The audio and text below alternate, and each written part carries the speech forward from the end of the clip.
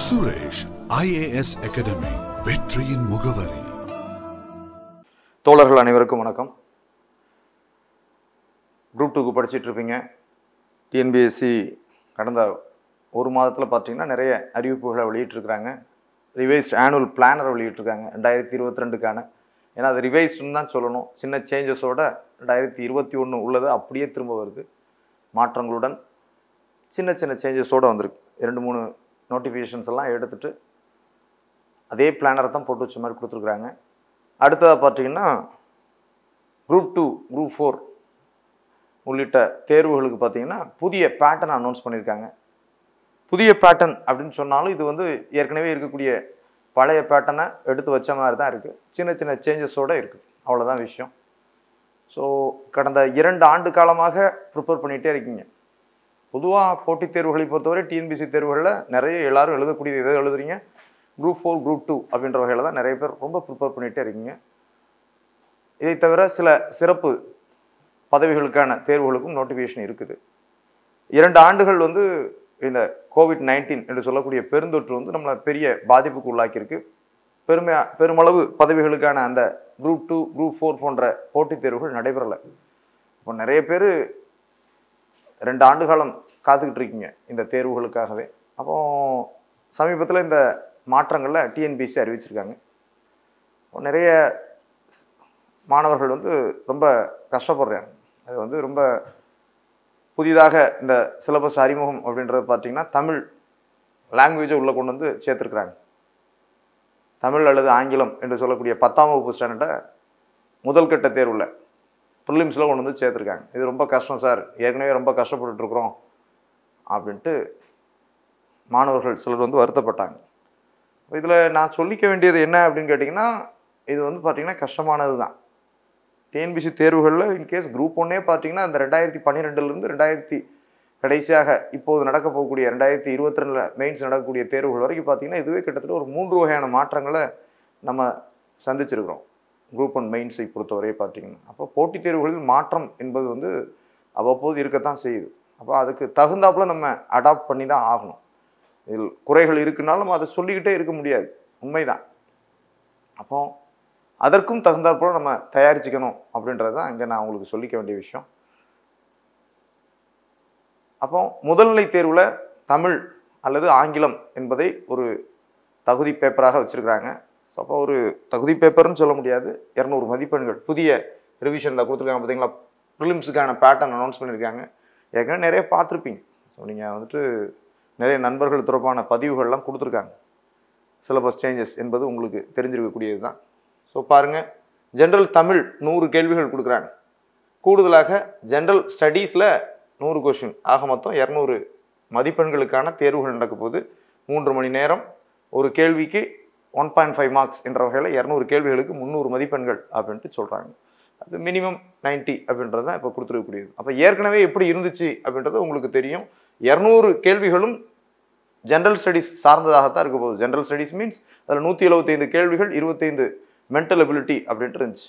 இப்போ அதனுடைய வெயிட்டேஜ் முழுக்க அப்படியே குறையிறது வந்து ரொம்ப கஷ்டப்பட்டு படிச்சிருப்பீங்க. நிறைய பேர் யூனிட் 8, யூனிட் 9 சிரமப்பட்டு நல்லா தரோவாக்கி வச்சிருக்கக்கூடிய காலகட்டத்தில் இந்த அறிவிப்பு வந்து நமக்கு கொஞ்சம் வேதனையாகத்தான் இருக்கும், அதனுடைய வெயிட்டேஜை குறைத்தது என்ற வகையில்.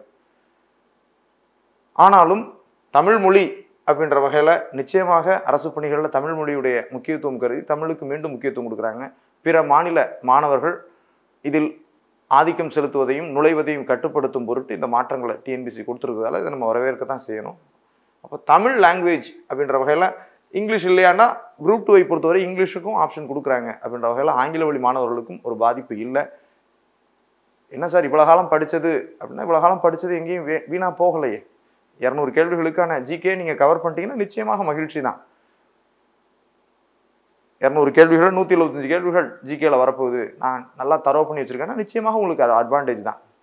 அப்போ இன்னும் உங்களுக்கு நேரம் இருக்குது. லாங்குவேஜ் நான் வீக்கு சார் அப்படிலாம் சொல்லக்கூடாது. நம்முடைய தாய்மொழி தமிழ் தான். அப்போ மிக எளிமையான போர்ஷன் தான் தமிழை பொறுத்தவரை. தமிழாசிரியர் உங்களுக்கு எக்ஸ்பிளைன் பண்ணி சொல்லியிருப்பார். ஏற்கனவே உள்ள பேட்டர்ன் தான் இது. நீங்கள் பள்ளி பருவத்தில் படித்த பகுதிகள் தான். அப்போ அதனால் உங்களால் ஈஸியாக அணுக முடியும், அது ஈஸியாக ரீகலெக்ட் பண்ணி உங்களால் கொடுக்கவும் முடியும். தமிழில் 3 போர்ஷன்ஸ் கொடுக்குறாங்க. இந்த 100 கேள்விகளுக்கு பார்த்தீங்கன்னா 3 போர்ஷன்ஸ் உங்களுக்கு கொடுத்துருப்பாங்க. ஜென்ரல் தமிழ் பகுதி அ, ஆ, இ அப்படின்ட்டு கொடுத்துருப்பாங்க இல்லையா? ஆமாம். இலக்கணம், இலக்கியம், தமிழறிஞர், தமிழ் தொண்டு அப்படின்னு பார்க்குறோம் இல்லையா? இதில் இந்த இலக்கியம் போர்ஷன்லாம் பார்த்தீங்கன்னா, இலக்கியம் போர்ஷன் எப்படி இருக்கு? இலக்கியம்லாம் நீங்கள் ஏற்கனவே யூனிட் 8ல் ஓரளவு கவர் பண்ணியிருப்பீங்க. சரியா? அப்போ அதைத்தான் திரும்பவும் படிக்க போறீங்க. இலக்கணம் பகுதி மனப்பாடம் பண்ணுறதுக்குலாம் ஒன்றுமே இல்லை. அதை நாம் எளிமையாக அணுகி புரிந்து கொண்டால் போதும். அதை மெமரைஸ் பண்ணுறதுக்குலாம் ஒன்றும் இல்லை. சில விஷயங்கள் மட்டும்தான் மனப்பாடம் பண்ண வேண்டியிருக்கும். ஓரெழுத்து, ஒரு மொழி உள்ளிட்ட சில அம்சங்கள், சில கான்செப்ட்ஸ். இதை எப்படி அப்படின்றத இப்போ பார்த்தீங்கன்னா, சந்திப்பிழை அப்படின்னா சந்திப்பிழைக்கான விதிகள் என்ன, எங்கெல்லாம் இக்கு வரும், எங்கெல்லாம் இச்சு வரும் அப்படின்றதெல்லாம் நம்ம தெரிஞ்சுக்கிட்டோம்னா போதும். அவ்வளோதான். மற்றபடி அதை ப்ராக்டிக்கலாக சம் மாதிரி தான், மென்டல் அபிலிட்டி மாதிரி அதை அப்ளை பண்ணி பார்க்க போறீங்க. அப்போ அந்த போர்ஷனும் எளிமை தான். தமிழ் அறிஞர், தமிழ் தொண்டு அப்படின்ற போர்ஷனும் பார்த்தீங்கன்னா கிட்டத்தட்ட யூனிட் 8ல் கொஞ்சம் போர்ஷன் வரக்கூடியது தான். அப்போ இதற்காக நீங்கள் சிலபஸ் அடிப்படையில் அதை முறையாக அணுகுனாலே போதும். தமிழ் பாடத்தை பொறுத்தவரை ஆங்கில வழிக்கும் அது எளிமைப்படுத்தப்பட்டது தான். என்ன, ஸ்கூல் புக்கை திரும்ப பார்க்கணும் லாங்குவேஜை பொறுத்தவரைக்கும். அப்போ அந்த மொழி தேர்வு குறித்து நம்ம பயப்பட வேண்டிய அவசியம் இல்லை. இன்கேஸ் நான் இவ்வளோ காலம் படிச்சுட்டு இருக்கேன் அப்படின்ற பட்சத்தில் நிச்சயமாக நீங்கள் வந்து ஜிகேல வெல்வெஸ்டாக தான் இருப்பீங்க, இருக்கணும். 2 ஆண்டுகள் படிச்சிருக்கேன் அப்படின்னா நீங்கள் அதை அணுகி படிச்சிருக்கணும். அதே போர்ஷன்ஸ் தான் திரும்பவும் வரப்போகுது. என்ன, அதற்கான வெயிட்டேஜ் குறைக்கப்பட்டிருக்கிறது. 175லேருந்து 75ஆக குறைக்கப்பட்டிருக்கு அப்படின்றத இங்கே நம்ம தெரிஞ்சிக்க வேண்டிய விஷயம். ஆனால் ஜிகேல எடுக்கக்கூடிய ஒவ்வொரு ஸ்கோரும் நிச்சயமாக நம்ம ஒவ்வொரு காலகட்டத்துக்கும் யூஸ் ஆகத்தான் செய்யும். அப்போ இப்போ கூடுதலாக நீங்கள் ஃபோக்கஸ் பண்ண வேண்டிய விஷயம் லாங்குவேஜ், தமிழ் அல்லது ஆங்கிலம். இந்த ப்ரிலிம்ஸை நீங்கள் எழுத போகிறீங்க அப்படின்ற பட்சத்தில் குரூப் 2ல் இப்போதைக்கு எவ்வளவு நேரம் நீங்கள் ஜிகேக்கு மொத்த பாடத்துக்கும் ஒதுக்குறீங்களோ அதே அளவு சம நேரத்தை நம்ம தமிழுக்கும் அல்லது ஆங்கில வழி எழுதக்கூடிய தோழர்கள் ஆங்கிலத்துக்கும் முக்கியத்துவம் கொடுக்கணும் அப்படின்றத நான் சொல்லிக்கிறது. ஏன்னா வெயிட்டேஜ் அடிப்படையில் அங்கே படிக்கணும். நம்ம என்ன நினைப்போம் அப்படின்னா, தமிழ் மொழி தானே சார் எனக்கு தெரியும், நான் ரீகலெக்ட் பண்ணிப்பேன், படிச்சுப்பேன் அப்படின்னு நினச்சிட்டு அதற்கு 1 மணி நேரம் 2 மணி நேரம் மட்டும் படிப்பாங்க. அப்படி இல்லை. இப்போ எக்ஸாம் பாயிண்ட் ஆஃப் வியூவில் நம்ம அப்ரோச் பண்ணுறப்போ 200 கேள்விகள், 200ல் 100 கேள்விகள் எங்கே தான் வரப்போகுது? தமிழ் மொழி அல்லது ஆங்கில மொழி, மொழி தேர்வு தான் நீங்கள் எழுத போகிறீங்க. அப்படின்ற பட்சத்தில் அதற்கு ரொம்ப முக்கியத்துவம் கொடுக்கணும். ஒரு நாளைக்கு ஒரு 6 மணி நேரம் படிக்கிறீங்க, மினிமம் 6 மணி நேரம் படிக்கிறீங்கன்னா அதில் 3 மணி நேரம் கட்டாயம் தமிழ் இருக்கணும் அப்படின்றத நான் சொல்லிக்க விரும்புகிறது. என்னென்னா, தமிழ் தான் இங்கே ஸ்கோரிங் ஏரியா அல்லது ஆங்கிலம் தான் ஸ்கோரிங் ஏரியா. குறைந்தபட்சம் 90 மதிப்பெண்களாவது அதில் நம்ம எடுக்கணும். பொதுவாக போட்டித் தேர்வுகளில் மொழி தேர்வை நம்ம வந்து எவ்வளவு மேக்ஸிமம் 100 ஸ்கோர் பண்ண முடியுமா 100 ஸ்கோர் பண்ணணும். இப்போ 10 ஆண்டுகளுக்கு முன்னால் வந்து பார்த்தீங்கன்னா லாங்குவேஜை அப்படி அப்ரோச் பண்ணுவாங்க. கொஞ்சம் எளிமையாகவும் இருந்தது. இப்போ அது கொஞ்சம் கடினமாகத்தான் இருக்குது. 2008, 9, 10 காலகட்டங்களில் தமிழில் 100 அடிக்கிறவங்க நிறைய பேர் உண்டு. லாங்குவேஜில் என்ன பண்ணுவாங்க, ஸோ ஃபுல் ஸ்கோர் அடிச்சிருவாங்க. அடுத்தது ஜிகேல பார்த்தீங்கன்னா ஒரு 70 மார்க் 75 மார்க் அப்படின்னா எக்ஸலன்ட் ஸ்கோர். 175 என்பது நல்ல மதிப்பெண். அப்போ தமிழில் அல்லது ஆங்கிலத்தில் எவ்வளவு மதிப்பெண்களை உயர்த்த முடியுமோ உயர்த்தணும். அப்போ அதை பிழையின்றி, அதில் எந்த குறைகளின்றி கற்கணும். அப்போ அதனால தான் சொல்கிறேன், இனிமேல் வரக்கூடிய காலகட்டத்தில் இன்னும் நம்ம வந்து நோட்டிஃபிகேஷனுக்கே கிட்டத்தட்ட ஒரு 2 மாதங்கள் இருக்குது. அதற்கு மேலே நமக்கு ஒரு 75 நாட்கள் அப்படின்றப்ப பார்த்தீங்கன்னா கிட்டத்தட்ட ஒரு 140 நாட்கள் என்பது நிச்சயமாக போதுமானது தான். இந்த காலகட்டத்தில் நீங்கள் ஏற்கனவே ஜிகே கவர் பண்ணியிருக்கீங்க அப்படின்னா நிச்சயமாக ரிவிஷன் பண்ணுங்கள். லாங்குவேஜை ரெகுலராக ஃபாலோ பண்ண ஆரம்பிச்சிருங்க. தமிழ் மொழியை சிலபஸ் அடிப்படையில் அணுகுங்கள், சிலபஸ் அடிப்படையில் படிங்க அப்படின்ட்டு தான் நான் சொல்லுவேன். ஸோ இது புதிய புத்தகம் படிக்கிறதா சார், பழைய புத்தகம் படிக்கிறதா அப்படின்னா, இங்கே விஷயம் என்னென்னா சிலபஸ், அவ்வளோதான். நீங்கள் புத்தகத்தை முழுக்க படிக்க வேண்டாம் அப்படின்னு தான் நான் சொல்லுவேன். இன்னும் சில மாணவர்கள் திரும்ப என்ன பண்ணுறீங்க அப்படின்னு கேட்டிங்கன்னா, முழுக்க புத்தகத்தை 6th + 2 வரைக்கும் எல்லா போர்ஷன்ஸையும் படிச்சிருங்க. அது சிலபஸ் இருக்கா இல்லையா, சிலபஸில் என்ன மீன் பண்ண வர்றாங்க அப்படின்றதெல்லாம் தெரிஞ்சுக்கிறதே இல்லை. என்ன பண்ணுறீங்க, மொத்தமாக பள்ளி புத்தகங்கள் நான் படிச்சுட்டு இருக்கேன் அப்படின்னா, ஸோ சிலபஸ் அடிப்படையில் படிங்க. சிலபஸ் அடிப்படையில் தான் படிக்கிறது. இப்போ பழைய புத்தகங்களை படிக்கிறதா புதிய புத்தகங்களை படிக்கிறதா அப்படின்னு பார்த்தீங்கன்னா, புதிய புத்தகங்களே படிங்க. அதையும் சிலபஸ் அடிப்படையில் படியுங்கள். சிலபஸில் ஒரு டாபிக் இருக்குது, ஸோ திருவள்ளுவர்னா திருக்குறள் சார்ந்த கருத்துக்கள் புதிய புத்தகத்தில் நிறைய இருக்குது, அதை படிங்க போதும். இன்கேஸ் ஒரு டாபிக் வந்து புதிய புத்தகத்தில் இல்லை, பழைய புத்தகத்தில் மட்டும்தான் இருக்குன்னா அதை மட்டும் பழைய புத்தகங்கள் எடுத்துக்கங்க, அவ்வளோதான். 2 புத்தகங்களையும் ஃபுல்லாக படிக்கணும் அப்படின்ற அவசியம் இல்லை. 2 புத்தகங்களையுமே சிலபஸ் அடிப்படையில் அணுகுங்கள். சிலபஸில் ஒரு டாபிக் எடுக்கிறீங்க, அது புத்தகத்தில் இருக்கா பழைய புத்தகத்தில் இருக்கா, புதிய புத்தகத்தில் இருக்குன்னா புதிய புத்தகத்திலே படிங்க. அது இல்லாத பட்சத்தில் மட்டும் பழைய புத்தகங்களுக்கு போங்க. பள்ளி புத்தகங்களையே நம்பி தேர்வை அணுகக்கூடிய தோழர்களுக்கு சொல்லிக்க வேண்டிய விஷயம் இதுதான். லாங்குவேஜ் முழுக்க பள்ளி புத்தகங்கள் சார்ந்து தான் வரப்போகுது. ஆனால் சிலபஸ் அடிப்படையில் தான் வரப்போகுது. அப்போ புதிய புத்தகங்கள் நிறைய தகவல்கள் இருக்கக்கூடிய பட்சத்தில் புதிய புத்தகங்களை அணுகுங்க. ஏன்னா பழைய புத்தகம் வந்து ரொம்ப காலம் ஆகிப்போச்சு, 4 ஆண்டுகளுக்கு மேலே ஆயிடுச்சு. பழைய புத்தகங்கள் நிறைய இந்த டாப்பிக்கில் உள்ள விஷயங்களை கவர் பண்ணக்கூடியதாக இருக்குது. ஆனால் புதிய புத்தகங்களையும் கவர் பண்ணக்கூடியதாக இருக்குது. புதிய புத்தகங்களை அப்ரோச் பண்ணுங்கள். கொடுக்கப்பட்ட சிலபஸில் உள்ள சில டாப்பிக்குகள் புதிய புத்தகங்களில் இல்லாத பட்சத்தில் மட்டும் அந்த டாப்பிக்குகளை பழைய, குறிப்பாக தமிழறிஞர் தமிழ் தோண்டு அந்த பழைய புத்தகங்களில் இருக்குது. சரியா? அந்த போர்ஷனுக்கு வேணால் பழைய புத்தகங்கள் நீங்கள் அப்ரோச் பண்ணலாம். மற்றவர்கள் எல்லாமே புதிய புத்தகங்களே இருக்குது தான் செய்யுது. கடைசியாக என்ன சொல்ல வரீங்க சார், புதிய புத்தகமா பழைய புத்தகமானா? புதிய புத்தகத்தை படியுங்கள். சிலபஸ் அடிப்படையில் இல்லாத டாப்பிக்குகளுக்கு மட்டும் பழைய புத்தகத்துக்கு போய்க்கணும். புதிய புத்தகத்தில் இல்லாத டாப்பிக்குகளுக்கு மட்டும் பழைய புத்தகத்துக்கு போய்க்கணும்.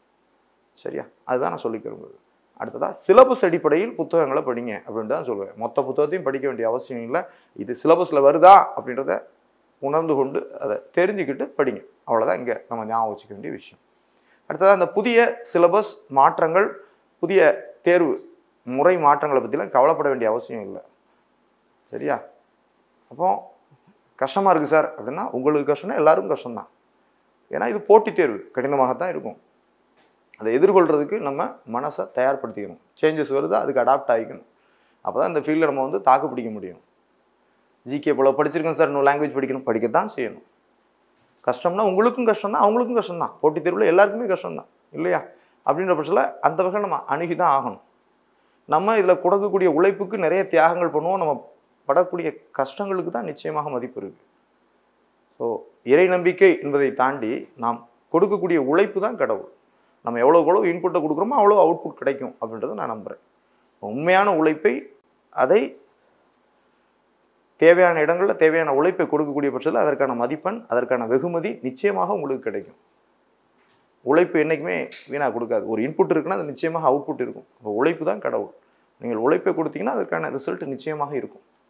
நிச்சயமாக நான் அதை நம்புகிறேன். நீங்கள் என்ன இன்புட் கொடுக்குறீங்களோ அது வரும். அவுட்புட்டில் கிடைக்கலன்னா நீங்கள் ஏதோ தவறு பண்ணியிருக்கீங்க அப்படின்றது தான் அர்த்தம். ஸோ இந்த புதிய தேர்வு முறை அதை பற்றி கவலைப்பட வேண்டிய அவசியம் இல்லை. நிச்சயமாக இந்த லாங்குவேஜில் உங்களால் ஸ்கோர் பண்ண முடியும்.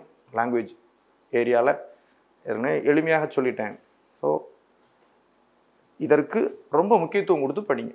தமிழுக்கு முக்கியத்துவம் கொடுத்து படிங்க. ஏன்னா ஜிகேயை பொறுத்தவரை ஜிகேல 75ல் 25 மென்டல் எபிலிட்டி.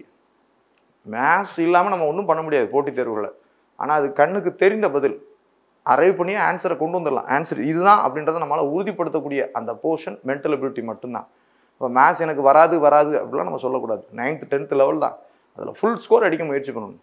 மீதம் இருக்கக்கூடிய 75 ஜிகேல என்ன பண்ணிங்கனாலும் நமக்கு தவறுகள் வரத்தான் செய்யும், தெரியாத கேள்விகள் வரத்தான் செய்யும். ஆனால் தமிழில் அப்படி வராது. தமிழும் மேத்ஸும் நமக்கு உறுதியாக மதிப்பெண்களை தரக்கூடியது. ஆங்கிலம் அதே மாதிரி தான், ஆங்கில வழி மாணவர்களை பொறுத்தவரை. அப்போ லாங்குவேஜில் ஃபுல் ஸ்கோர் அடிக்க முயற்சி பண்ணணும். 100 அடிக்க முயற்சி பண்ணாலும் ஓகே தான். ஏன்னா அதே தான் குரூப் 4க்கும் வரப்போகுது. லாங்குவேஜ் அறிமுகம் புதிதாக படிக்க வேண்டியிருக்கே சார், அது குரூப் 4க்கும் சேர்த்து படிச்சுக்கோங்க. 5000 போஸ்ட் மட்டும் நீ போட்டி போட போகிறது இல்லை, 10,000 போஸ்டிங்க்கு போட்டி போட போகிறதா நினச்சிக்கோங்க. குரூப் 2 எழுதுகிறோம், அதனுடைய ரிசல்ட் வர்றதுக்கு முன்னாலே குரூப் 4 வந்துட போகுது. குரூப் 4 எழுதுறதுக்கு யூஸ்ஃபுல்லாக இருக்கா? அந்த வகையில் இந்த மாற்றம் ஏற்கத்தக்கது தான். ஆங்கில வழி மாணவர்களுக்கு வேணால் குரூப் 4ல் இங்கிலீஷ் இல்லாமல் இருக்கலாம், ஆனால் பெரிய பாதிப்பு இல்லை. ஒன்றுமே இல்லை அப்படின்னு சொல்கிறது குரூப் 2ல் இருக்குது இல்லையா? அதனால் வந்து பார்த்திங்கன்னா ஆங்கில வழி மாணவர்களுக்கும் இது வந்து ஒரு வகையில் சாதகமான அம்சம்தான். ஏன்னா தமிழ் வழி சிலபஸை காட்டிலும் இந்த ப்ரிலிம்ஸில் ஆங்கில வழி சிலபஸ் எளிமையானதாக தான் இருக்குது. அப்போ அந்த வகையில் அவங்களுக்கும் இந்த குரூப் 2ல் நிச்சயமாக ஒரு எட்ஜு தான். ஸோ மொழி தேர்வை கண்டு பயப்பட வேண்டாம். ஜிகே கவர் பண்ணக்கூடிய உங்களால் எளிதாக தமிழ் மொழி தேர்வை எளிதாக அணுக முடியும். அதை நம்பிக்கையோடு ப்ரிப்பேர் பண்ணுங்கள். இருக்கக்கூடிய காலத்தை ஃபீல்டை விட்டே போக போகிறேன் அப்படிலாம் சொல்ல வேண்டாம். இவ்வளோ நாள் கஷ்டப்பட்டீங்க, ஒரு விவசாயம் பண்ணுறோம், கடைசி அதை அறுவடை பண்ணக்கூடிய காலத்தில் நம்ம வந்து இதை விட்டு போகிறோம் அப்படின்றது வந்து ஏற்கத்தக்கது இல்லை. இதனாலும் இந்த ஒரு ஆண்டு காலத்தில் உங்களுடைய முழு முயற்சியும் கொடுங்க. இதில் வரக்கூடிய தேர்வுகளை நம்பிக்கையோடு அணுகுங்க. நிச்சயமாக நீங்கள் சக்ஸஸ் பெற முடியும். அப்போ தமிழ் மொழியையும் படிங்க, உங்களாலே படிக்க முடியும். பள்ளி புத்தகம் சார்ந்து படித்தாலும் சரி, ஏதோ நிறுவனத்துடைய புத்தகத்தை நம்பி தான் ஆகணும், படித்து தான் ஆகணும் அப்படின்ற பட்சத்தில் அதை படிங்க. பல புத்தகங்களை சேர்த்து வச்சுட்டு இருக்காங்க. நிறைய மெட்டீரியல்ஸை சேர்த்து வைக்கிறது பெரிய விஷயம் இல்லை. சிலர் வந்து பார்த்தீங்கன்னா நிறைய மெட்டீரியல்ஸை சேர்த்து வச்சுக்கிட்டே இருப்பாங்க. அப்போ நமக்கு குழப்பம் வந்துடும் எதை படிக்கிறதுன்ட்டு. ஒரு மெட்டீரியல் நம்பி படியுங்கள். நம்பி தான் படித்து தான் ஆகணும். அதை ஒரு பேசிக் மெட்டீரியலாக வச்சுக்கிட்டு அடிஷ்னல் தகவல்கள் கிடைக்குதா, அதில் ஏதாவது மிஸ் ஆன பாயிண்ட்ஸ் இருக்கா, அதையும் அதில் சேர்த்து அதை மெருகேற்றி வச்சுக்கணும். அதான் ஃபைனலைஸ்ட் மெட்டீரியல். அதை நம்பி தான் ஆகணும். லாங் டேர்ம்னா ஹேண்ட் ரிட்டன் நோட்ஸ் எடுக்கலாம். இப்போ ஹேண்ட் ரிட்டன் நோட்ஸ் எடுக்கிறதுக்கு நமக்கு நேரம் இல்லை. அப்போ நம்ம வந்து அதில் எக்ஸ்பர்ட் ஆகணுன்ற அவசியம்லாம் இல்லை. நம்ம தேர்வில் வெற்றி பெறணும். இப்போ அந்த குறுகிய காலத்துக்குன்னா அதுக்கு ஒரு ஸ்ட்ராட்டஜி யூஸ் பண்ணணும். லாங் டேர்ம்னா ஹேண்ட் ரிட்டன் நோட்ஸ் எடுத்து உட்காரலாம். 2 வருஷம் இருக்குது அப்படின்னா கையாலே அனைத்து குறிப்புகளையும் எடுத்து கூட நம்ம எடுக்கலாம். அதுதான் பெஸ்ட் மெத்தட். ஆனால் இப்போ நேரம் இல்லை அப்படின்ற பட்சத்தில் ஏதேனும் ஒரு மெட்டீரியல் நம்ம டிபெண்ட் பண்ணி தான் ஆகணும். புதிய புத்தகம்னா புதிய புத்தகத்தை வச்சுக்கோங்க. அதில் சில போர்ஷன் சிலபஸில் கவர் ஆகலை, அதை விட பழைய புத்தகம் நல்லா இருக்குன்னா அதில் உள்ள விஷயங்களை புதிய புத்தகத்தில் எடுத்து குறிச்சிக்கணும். கடைசி ரிவிஷன் பண்ண போகிறது, படிக்க போகிறது புதிய புத்தகம் தான். அப்போ அனைத்துக்கும் ஏதேனும் ஒரு மெட்டீரியல் அதுதான் நம்பணும். நிறைய மெட்டீரியலை சேர்த்து வச்சோம்னா அது நிச்சயமாக நமக்கு யூஸ்ஃபுல்லாக இருக்காது. ஸோ லாங்குவேஜை பொறுத்தவரை நீங்கள் பதட்டப்பட வேண்டாம், பயப்பட வேண்டாம். நிச்சயமாக உங்களுக்கு ரீகலெக்ட் பண்ண முடியும்.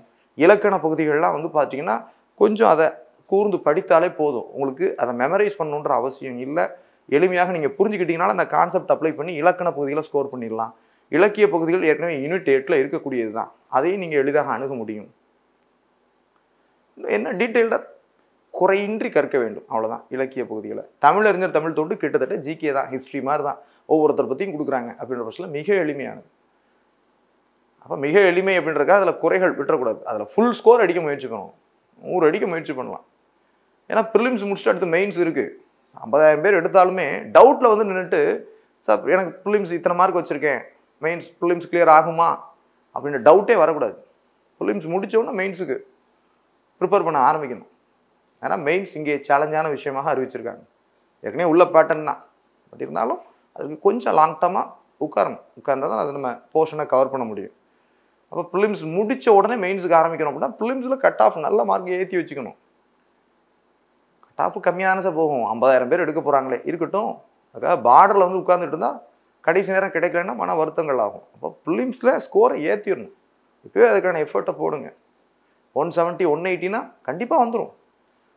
140 150 பார்டரில் இருக்கும் சார், வருமா வராதா இஷ்யூக்கே வரக்கூடாது. முதல்ல எவ்வளோக்குள்ள மார்க்கை ஏற்றிட்டிங்கன்னா உடனே மெயின்ஸை நோக்கி போயிடலாம். மெயின்ஸ் சேலஞ்ச் அப்படின்னு சொன்னாலுமே ப்ராக்டிஸ் பண்ணால் போதும், மெயின்ஸை நம்ம கிளியர் பண்ணிக்கலாம். ஸோ அப்போ ப்ரிலிம்ஸை பொறுத்தவரை தமிழுடைய முக்கியத்துவத்தை நான் சொல்லிட்டேன், அல்லது ஆங்கிலத்துடைய முக்கியத்துவத்தை சொல்லிட்டேன். இவ்வளவு காலம் நீங்கள் ஜிகே படிக்கிறீங்க, கூடுதலாக இந்த மொழி பகுதியையும் அது சிம்பிளாக சொல்லிட்டாங்க. எஸ்எஸ்எல்சி ஸ்டாண்டர்ட் அப்படின்னே சொல்லிட்டாங்க. அப்போ மிக எளிமையானதாக தான் இருக்க போகுது. அதில் நம்ம ஸ்கோர் பண்ணணும். அதில் ஃபுல் ஸ்கோர் அடிக்க முயற்சி பண்ணணும். குறிப்பாக தமிழ் மீடியம் மாணவர்களுக்கு நல்ல வாய்ப்பு. ஏன்னா ஒரே இது படித்தா போதும். இதை குரூப் 4க்கும் நீங்கள் அப்ளை பண்ணிக்கலாம், குரூப் 2லையும் ஸ்கோர் பண்ணலாம். அப்போ அதை குறையின்றி தெளிவாக கற்க வேண்டும். தமிழுடைய முக்கியத்துவத்தை உணர்த்தும் வகையில் தான் இப்போ போட்டித் தேர்வுகள் வந்து மாறிக்கிட்டு இருக்கு. அப்படின்றப்போ அதில் பிழையின்றி சந்திப்பிழைகள் முதற்கொண்டு அனைத்தையும் தெளிவாக அணுகுங்க. அதில் முழு ஸ்கோர் எட்ட முயற்சி பண்ணுங்க. இது நிச்சயமாக குரூப் 4க்கும் உங்களுக்கு யூஸ்ஃபுல்லாக இருக்கும் அப்படின்றதால அதை பார்த்துக்கோங்க. சரியா? அதில் ஃபுல் ஸ்கோர் அடிங்க. மென்டல் எபிலிட்டி மேத்ஸ்லேயும் சிலபஸ் அடிப்படையில் அதில் தெளிவாக அப்ரோச் பண்ணுங்கள். தினசரி ஒரு போர்ஷனை மேத்ஸில் ஒர்க் அவுட் பண்ணி பாருங்கள். டவுட் இருக்கா அப்பப்போ கிளியர் பண்ணி வச்சுக்கோங்க. 10th லெவல் மேத்ஸ் தான். நான் மேத்ஸில் வீக்கு அப்படிலாம் யாருமே சொல்லக்கூடாது.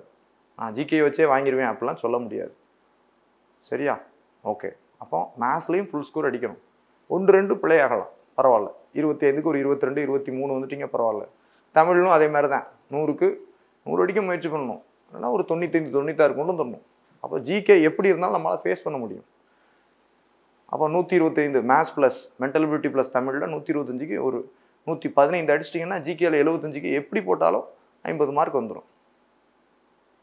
2/3 அப்படின்ற பட்சத்தில் நிச்சயமாக உங்களுக்கு ப்ரிலிம்ஸ் கிளியர் ஆகிடும். ஆனால் இதுலேயே ஃபுல் ஸ்கோர் அடிக்க முயற்சி பண்ணுங்கன்னு தான் நான் சொல்லுவேன். இப்போ நம்பிக்கையாக நீங்கள் முதன்மை தேர்வுக்கு அப்போவே உட்காந்துடலாம். லாங் டைம் உங்களுக்கு கிடைக்கும். அப்போ மொழித் தேர்வை கண்டு பயப்பட வேண்டாம், நம்பிக்கையாக உட்காருங்க. சரியா? தமிழ் மிக எளிமையானது தான். ஆங்கிலமும் மிக எளிமையான பகுதியாகத்தான் இருக்குது. படிப்பதற்கு ரொம்ப காலம்லாம் தேவையில்லை. ஒரு 2 மாத காலத்தில் நீங்கள் இதை கவர் பண்ண முடியும். அதனால் இவ்வளோ உழைப்பை போட்டிங்க, இன்னும் கொஞ்சம் கூடுதல் உழைப்பை கொடுத்தீங்கன்னா தேர்வு நமக்கு எளிதாகத்தான் இருக்கும். இந்த முதல்நிலை தேர்வை நம்ம ஈஸியாக எதிர்கொள்ள முடியும். சரியா? ஓகே. இந்த கொடுக்குறாங்க இல்லையா, தமிழில் கொடுத்துருக்காங்க சிலபஸ் பேட்டர்ன். இந்த தமிழ்லாம் பார்த்தீங்கன்னா இந்த இலக்கண பகுதியெல்லாம் நிறைய நமக்கு தெரிஞ்சதாக தான் இருக்கும். சில பாடங்கள் சில போர்ஷன்ஸ் வந்து என்ன பண்ண முடியும், நம்ம மெமரைஸ் பண்ணுற மாதிரி இருக்கும். புகழ்பெற்ற நூலாசிரியர் மெமரைஸ் பண்ணுற மாதிரி இருக்கும். பிரித்தெழுதுகளை எழுதிச்சொல்லை எடுத்தெழுதுகளை நமக்கு நார்மலாக தெரியும். 4 ஆப்ஷன் பார்க்கச்சில அழகாக கொடுத்துருவோம். சரியா? தமிழில் வீக்கு அப்படிலாம் சொல்லக்கூடாது. வேர்ச்சொல்லை தேர்வு செய்தல், ஓரெழுத்து ஒரு மொழி, இதெல்லாம் ஒரு நாளில் படிச்சிடலாம். ரொம்ப கடினம்லாம் கிடையாது. எதுகை மோனை இதெல்லாம் ஈஸியாக நம்ம கண்டுபிடிச்சிடலாம். எதுகை மோனை, ஓமை, தன்வினை, பிறவினை, இதெல்லாம் அழகாக ஸ்கோர் பண்ணக்கூடிய ஏரியா. ஒரு முறை படித்தா இதுதான் அப்படின்ட்டு நீங்களே அதை அப்ளை பண்ணி பார்த்துக்கலாம். மென்டல் எபிலிட்டி மாதிரி தான் அந்த போர்ஷன். இலக்கியத்தை பொறுத்தவரை யூனிட் 8ல் ஒட்டுமொத்த தமிழ் இலக்கிய வரலாறு அப்படின்னு கொடுத்துட்டாங்க. அதை இன் டீட்டெயில்டாக படிக்க போறீங்க. சரியா? அப்போ இலக்கியம் எளிமையானது தான். இந்த தமிழ் அறிஞர் தமிழ் தொண்டு யூனிட் 8ல் பார்க்கக்கூடியது தான். பாரதியார், பாரதிதாசன், இதெல்லாம் ஒவ்வொரு நாளில் ஒரு போர்ஷன்ஸை நம்ம முடிக்கலாம். புதிய புத்தகங்களே நிறைய கவர் ஆயிருக்கு. சரியா? பாரதியார், பாரதிதாசன், நாமக்கல் கவிஞர், இவர்களை பற்றி இது ஒரு நாளில் முடிக்கலாம். அப்படின்றப்ப நமக்கு எங்கே காலம் ரொம்பலாம் தேவைப்படாது, போதுமானது தான். புதுக்கவிதை, கடித இலக்கியம், இதுதான் சில பாடங்கள் மட்டும்தான் பழைய புத்தகங்கள் இருந்தது. கடித இலக்கியம்லாம் பழைய சமச்சீர் புத்தகங்கள்ல இருக்கு. இதை போன்ற போர்ஷனை மட்டும் நம்ம அதில் படித்தா போதும். அதுக்காக மொத்தமும் பழைய புத்தகத்தை படிக்கணும் அப்படிலாம் இல்லை. அப்போ சிலபஸ் அடிப்படையில் படியுங்கள். புது புத்தகத்தை படிங்க. அதில் இல்லாத போர்ஷனை மட்டும் சிலபஸில் இந்த மாதிரி போர்ஷன்ஸ்லாம் பழைய புத்தகங்கள் இருக்குன்றப்போ அதை மட்டும் பழைய புத்தகத்தில் படிச்சுக்கணும். சரியா? போதும், அவ்வளோதான். நாடகக்கலை, இசைக்கலையெல்லாம் பழைய புத்தகங்கள் இருக்குது. இன்கேஸ் இப்போ நம்ம யூனிட் 8லேயும் வந்திருக்கு. ஆனால் பழைய புத்தகங்கள் இன்னும் கொஞ்சம் டீட்டெயில் இருக்கிறதால இந்த மாதிரி போர்ஷன்ஸை மட்டும் பழைய புத்தகங்களில் படிங்க. அவ்வளோதான். தமிழ் சிறுகதைகள், தலைப்பு, ஆசிரியர் பொருத்துதல், கலைகள், சிற்பம், ஓவியம், இதெல்லாமே யூனிட் 8ல் வந்திருக்கு. யூனிட் 8லேயே இதில் நிறைய போர்ஷன்ஸை நம்ம பார்த்துருக்கோம். ஸோ பழைய புத்தகங்களில் இந்த பகுதி தமிழறிஞர் தமிழ் தொண்டு சார்ந்து சில டாப்பிக்குகள் பழைய புத்தகங்களில் இருந்துச்சு. சரியா? அதை மட்டும்தான் அதே சிலபஸை கொண்டு வந்தால நீங்கள் அந்த போர்ஷன்ஸை மட்டும் தமிழில் அந்த பழைய புத்தகங்களில், பழைய தமிழ் புத்தகங்களில் பார்த்தீங்கன்னா போதுமானது. அவ்வளோதான். மற்றபடி பழைய புத்தகங்களில் ரொம்ப மெனக்கிட வேண்டிய அவசியம் இல்லை. சிலபஸ் இதுதான். அவங்க நெட்லேருந்து எடுக்கலாம். அந்த சிலபஸ் அடிப்படையில் நெட்லேருந்து எடுக்கலாம், புது புத்தகத்துலேருந்து எடுக்கலாம், பழைய புத்தகத்துலேருந்து எடுக்கலாம். அப்படி இல்லை, நம்ம சிலபஸ் அடிப்படையில் அணுகுங்க. புதிய புத்தகத்தில் நிறைய இருக்குது, அதை கவர் பண்ணுங்கள். இல்லாத டாப்பிக்குகளை மட்டும் பழைய புத்தகத்தில் எடுங்க. சரியா? அதுமாதிரி ஆங்கிலமும் பார்த்தீங்கன்னா இது கொஞ்சம் சில டாப்பிக்குகள் +1 +2 சேர்ந்ததாக இருக்குது. மிக எளிமையானதாக தான் இருக்குது. பாருங்கள், கிராமர் இருக்குது. கிராமர் ஸ்கூலிங்கில் நீங்கள் ஸ்ட்ராங் அப்படின்ற பட்சத்தில் இப்போவே அணுகலாம். லிட்ரேச்சர் பாருங்கள், figures of speech, appreciation questions from poetry, இதெல்லாம் சிலபஸ் எல்லாமே ஸ்கூல் புக் சார்ந்து தான் இருக்குது. இதெல்லாம் நீங்கள் அணுகிறப்போ ஆங்கிலத்திலேயே ஸ்கோர் பண்ணுறதுக்கு நல்ல வாய்ப்புகள் இருக்குது. சரியா? நிறைய பேர் ஆங்கிலத்தில் சூஸ் பண்ணக்கூடியவங்க நிறைய பேர் இருக்கிறீங்க. ஸோ உங்களுக்கும் நிச்சயமாக பாதிப்பு இல்லை. இதை 3 மாத காலத்தில் நீங்கள் கவர் பண்ண முடியும். இப்போ இதில் பிரச்சனை என்ன அப்படின்னு கேட்டிங்கன்னா, இப்போ தான் நான் ஜிகேவும் படிக்க போகிறேன் அப்படின்னாலுமே உங்களால் படிக்க முடியும். சில பேர் சொல்கிறாங்க ஜிகே நாங்கள் இன்னும் ஃபுல்லாக கவர் பண்ணல சார் அப்படின்னா, இப்போ படிக்க ஆரம்பித்தா கூட இந்த 5 மாதத்தில் 2ஐயும் உங்களால் கவர் பண்ணிட்டு ஃபிலிம்ஸ்லேருந்து மெயின்ஸுக்கு வர முடியும். ஏன்னா இங்கே எடுக்க போகுது 1:10 ரேஷியோ. 5000 பேர்னா 50,000 பேர் எடுக்க போகிறாங்க. அப்படின்ற பட்சத்தில் கட் ஆஃப் கொஞ்சம் கூடும், காரணம் போட்டி. பட் ஆனாலும் உங்களால் அந்த 50,000க்குள்ளே வர முடியும். அப்புறம் மெயின்ஸுக்கு நீங்கள் ப்ராக்டிஸ் பண்ணக்கூடிய பட்சத்தில் மெயின்ஸில் ஈஸியாக கிளியர் பண்ண முடியும். அதனால் இன்னும் உங்களுக்கு நேரம் இருக்குது அப்படின்றத நான் சொல்லுவேன். மனசு தளராமல் போங்க. கடைசி நேரத்தில் கூட நம்ம பிளாக் ஹார்ஸ், இந்த நியூசிலாந்து அணியை கருப்பு குதிரை அப்படின்ட்டு சொல்லுவாங்க. எதிர்பாராதமாக திடீர்னு வந்து கப் அடிச்சுட்டு போவாங்க. கடைசி நேரத்தில் மூக்கை நுழைக்கக்கூடிய கருப்பு குதிரையாக நீங்கள் நுழைக்கலாம். சரியா? அதனால் இன்றும் வாய்ப்புகள் இருக்கிறது. நம்பிக்கையோடு படிங்க. ஏற்கனவே ஜிகே கவர் பண்ணவங்க தமிழுக்கு முக்கியத்துவம் கொடுங்க. புதிதாக வருபவர்கள் 2க்கும் சம வெயிட்டேஜ் கொடுத்து படிங்க. அனைத்து பாடங்களுக்கும் எவ்வளோ நேரம் ஒதுக்குறீங்களோ தமிழுக்கும் அதே நேரத்தை ஒதுக்கணும் அப்படின்றத இங்கே முக்கியமான விஷயம். ஸோ ப்ரிலிம்ஸ் கட் ஆஃப் எவ்வளோ சார் அப்படிலாம் சொல்ல மாட்டேன். அதில் நீங்கள் கட் ஆஃப் பார்த்து இவ்வளோதான் அப்படின்றதெல்லாம் படிக்கக்கூடாது. முழு மதிப்பெண்களுக்கும் படிக்கணும். அதை நான் எப்போவும் சொல்லுவேன். 200க்கு 200 அடிக்க முடியுமா அதற்கான முயற்சியில் தான் நம்ம இறங்கணும். அப்போ தான் வந்து வானமே இல்லை, அவ்வளோதான். எவ்வளோக்கு எவ்வளவு மேலே முயற்சி பண்ண முடியும் முயற்சி பண்ணணும். ப்ரிலிம்ஸ் இது எல்லா வகையிலும் அப்படி அந்த அப்ரோச் தான் யூஸ் ஆகும். இதை அப்படியே மேனேஜ் பண்ணி போயிடலாம் சார் அப்படின்னு போக முடியாது. அப்போ தான் எல்லா தேர்வுகளையும் நம்ம அப்படி தான் அப்ரோச் பண்ணணும். அதில் எவ்வளோக்கு எவ்வளோ ஸ்கோர் பண்ண முடியுமோ அந்த அளவுக்கு டீட்டெயிலாக படிக்கணும். படித்தா மட்டும்தான் நம்ம வந்துட்டு கன்ஃபார்மாக உறுதிப்படுத்த முடியும். ப்ரிலிம்ஸ்லேருந்து மெயின்ஸுக்கு ஒரு சீட்டை நம்மளால் ரிசர்வ் பண்ண முடியும். சரியா? ஓகே. ஓ ஜிகேலாம் கொடுத்துருக்காங்க. ஜிகேவுடைய வெயிட்டேஜ் 175 மதிப்பெண்கள்லேருந்து 75 மதிப்பெண்களாக குறைஞ்சிருச்சு, உண்மைதான். ஆனால் பொதுவாகவே லாங்குவேஜில் எல்லாருமே ஸ்கோர் ஏற்றிடுவாங்க. இந்த ஜிகே அடிப்படையில் தான் டிஃப்ரென்ஸ் காட்டும். ஜிகேல எப்படின்னு தவறுகள் இருக்கும். ஜிகேல நார்மலாக இந்த எக்ஸாம்ஸுக்கு படிக்காதவங்களே பார்த்தீங்கன்னா அப்ரோச் பண்ணாங்கன்னா நல்ல ஸ்கோர் எடுப்பாங்க. 100 கேள்விக்கு பார்த்தீங்கன்னா 40 யார் போட்டாலும் போட்டுருவாங்க. அந்த 40ஐ 60ஆக உயர்த்துவதற்கு உழைப்பு, ரொம்ப அதிக உழைப்பு தேவை. இந்த 60ஐ 70ஆக உயர்த்துறதுக்கு இன்னும் 2 மடங்கு உழைப்பு போடணும். 70ஐ 80ஆக உயர்த்துறதுக்கு இன்னும் 2 மடங்கு அதிக உழைப்பு போடணும். இந்த ரிக்டர் ஸ்கேல் கான்செப்ட் தான் இல்லையா? ஆமாம், ஒவ்வொரு ரிக்டர் ஸ்கேலும் அதை விட 10 மடங்கு அதிகம். அதே மாதிரி ஒவ்வொரு மதிப்பெண்கள் கூட்டுவதற்கும் அதுக்கு மேலே ஒவ்வொரு 10 மதிப்பெண்கள் கூட்டுறதுக்கும் நீங்கள் அதை விட அதிகமான உழைப்பை கொடுத்தா மட்டும்தான் அந்த மார்க் வந்து கூடும். இதுக்கு ரொம்ப கடினப்படணும். ஆனால் தமிழ் அப்படி இல்லை, எளிமையாக ஸ்கோர் வாங்கிடலாம். அப்போ தமிழில் எல்லாரும் வாங்கிடுவாங்க. ஜிகேல டிஃப்ரென்ஸ் காட்டுறது தான் பெரிய விஷயம். இன்கேஸ் நீங்கள் ஜிகேல ஸ்ட்ராங்னா நிச்சயமாக அது எல்லா காலத்துக்கும் யூஸ்ஃபுல்லாக இருக்கும். இது மெயின்ஸுக்கும் யூஸ்ஃபுல்லாக இருக்கும். இப்போ ஜிகேயை சிலபஸ் வைஸே அணுகுங்க. அந்த ஜிகே சிலபஸ் நம்ம பார்ப்போம். அதுக்கு முன்னால் பாருங்கள், இந்த மெயின்ஸ் பேட்டர்ன் பற்றியும் நிறைய பேர் கவலைப்படுறாங்க. சரியா? மெயின்ஸ் வந்து ரொம்ப கஷ்டம் சார் அப்படின்ட்டு கவலைப்படுறாங்க. மெயின்ஸ் கஷ்டம்லாம் இல்லை. மெயின்ஸில் கட்டாய தமிழ் தகுதித்தாள்னு வைக்கிறாங்க பாருங்கள். 100 மதிப்பெண்களுக்கு 3 மணி நேரம், 100 மதிப்பெண்கள். என்னெல்லாம் டாப்பிக்குகள் இருக்குது? முதன்மை தேர்வில் 2 எக்ஸாம்ஸ் இருக்குது அப்படின்றத நீங்கள் பார்த்துருப்பீங்க. 100 மதிப்பெண்கள் 3 மணி நேரம். அடுத்ததாக ஜிகே விரிதுரைக்கும் வகை 3 மணி நேரம் 300 மதிப்பெண்கள். அப்போ இதுதான் இங்கே கஷ்டமான விஷயம். இது மிக எளிமையானது தான். அப்போ 2 எக்ஸாம் எழுதணுமா சார் மெயின்ஸுக்கு? RI லெவலில் அதே மாதிரி அசிஸ்டன்ட் லெவலில் இதுக்கெல்லாம் இவ்வளோ கஷ்டமான தேர்வுகள் தேவையா அப்படின்னு பார்க்கறதுல நிச்சயமாக அரசு அலுவலகங்களில் இது தொடர்பான விஷயங்களில் நீங்கள் டீல் பண்ண வேண்டியிருக்கும். அதற்காக இப்போயே ப்ராக்டிஸ் பண்ண தான் நினச்சிக்கோங்க. அரசாணைகளில் பெரும்பாலும் பார்த்தீங்கன்னா ஆங்கில மொழியில் தான் வெளியிடுறாங்க. அப்போ நீங்கள் டிரான்ஸ்லேட் பண்ணி தான் எழுத வேண்டியிருக்கும். ஒவ்வொரு அலுவலகம் சார்ந்து நீதிமன்ற வழக்குகள் இருக்குது. அதுக்கெல்லாம் கவுண்டர் அஃபிடவிட் எழுதணும். சில செக்ஷன்ஸ்லாம் பார்த்தீங்கன்னா கோர்ட் வழக்குகள் தொடர்பாக அப்போ கவுண்டர் அஃபிடவிட் ஃபைல் பண்ண வேண்டியிருக்குன்னா நீங்கள் டிராஃப்டிங் போட வேண்டியிருக்கும். அப்போ கொஞ்சம் எளிமையான ஆங்கில அறிவு இருக்க தான் செய்யணும். ஒவ்வொன்றுக்குமே பிறரை டிபெண்ட் பண்ண முடியாது அப்படின்ற வகையில் அதை கொண்டு வந்ததாக சொல்கிறாங்க. கொஞ்சம் சிரமம்தான். ஆனாலும் இங்கே பார்த்துக்கிட்டிங்கன்னா இங்கே 7 டாபிக் கொடுக்குறீங்கன்னா அது ஸ்பெஷலைஸ்டு சில ஏரியாக்கள் தான் கேட்க போகிறாங்க. அந்த ஏரியான்றது நமக்கு தெரிஞ்சு போச்சு. இந்த 7 டாப்பிக்குகள்லேருந்து வரப்போகுது. அந்த 7 டாப்பிக்குகள் எங்கேருந்து என்னென்ன போர்ஷன்ஸ்லேருந்து வரப்போகுது அப்படின்றதையும் தெளிவாக கொடுத்துருக்காங்க. என்னென்ன போர்ஷன்ஸ்லேருந்து வரப்போகுது அப்படின்றதையும் தெளிவாக சொல்கிறாங்க.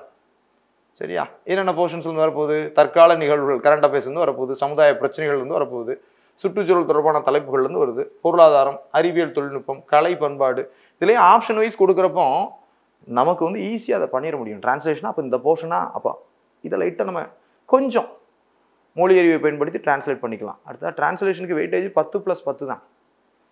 ஜஸ்ட் நம்ம எலிஜிபிலிட்டி தான். 100க்கு 40 தான். இப்போ யார் எழுதுனீங்கனாலும் தமிழகத்தைச் சேர்ந்தவர்கள், பள்ளி கல்வியை முறையாக பயின்றவர்கள் யார் எழுதினாலும் 100க்கு 40 என்பது நிச்சயமாக நீங்கள் ஸ்கோர் பண்ணிடுவீங்க. வெளிமாநிலத்தைச் சேர்ந்த மாணவர்கள் தான் நிச்சயமாக தடுமாறுவாங்க. ஸோ இந்த முதன்மை தேர்வில் இந்த 2 போர்ஷனில் தமிழை பற்றி கவலைப்பட வேண்டிய அவசியம் இல்லை. அது சின்ன சின்ன விஷயங்கள் தான். இப்போ மெயின்ஸ் வர்றப்போ நான் உங்களுக்கு டைரக்ஷன் கொடுத்துறேன். என்னென்ன பண்ணணும், எப்படி நீங்கள் அப்ரோச் பண்ணணுன்றதை கூட நான் டைரக்ஷன் கொடுத்துட்றேன். அப்படின்ற பட்சத்தில் இந்த இதுக்கு இப்போ அஃபிஷியல் லெட்டராக எப்படி எழுதணும், அதுக்கான பேட்டர்ன் என்ன, அரசு அலுவலகங்களை எப்படி எழுதுகிறோம் சொன்னால் போதும். மிக எளிமை தான். டிரான்ஸ்லேஷன் சிம்பிளாக அந்த போர்ஷன்லேருந்து எடுத்து கொடுக்குறதால அந்த போர்ஷனை பற்றி நமக்கு ஓரளவு நாலேஜ் இருக்குனாலே நீங்கள் ஈஸியாக டிரான்ஸ்லேட் பண்ணிடுவீங்க. சில சொற்கள் புரியாட்டாலும் அது இன்டைரக்டாக கொடுத்து நம்மளால் மேனேஜ் பண்ணிக்க முடியும். அதில் பெரிய மதிப்பெண்கள் உங்களுக்கு குறையிறதுக்குலாம் ஒன்றும் இல்லை. ஈஸியாக பேலன்ஸ் பண்ணிக்கலாம். தமிழ்லேருந்து ஆங்கிலத்துக்கு கன்வெர்ட் பண்ணுறதோ ஆங்கிலத்திலேருந்து தமிழுக்கு கன்வெர்ட் பண்ணுறதோ உங்களால் முடியும். உங்களுக்கு 100க்கு இதில் 90 மார்க்லாம் எடுக்க சொல்லலை. 100க்கு 40 தான் பாஸ் மார்க் அப்படின்னா 45, 50 எடுத்தாலே போதும். அதனால் இதை பற்றி பயப்பட வேண்டிய அவசியம் இல்லை. சுருக்கி உரைதல் அழகாக பண்ணுவீங்க தமிழில்.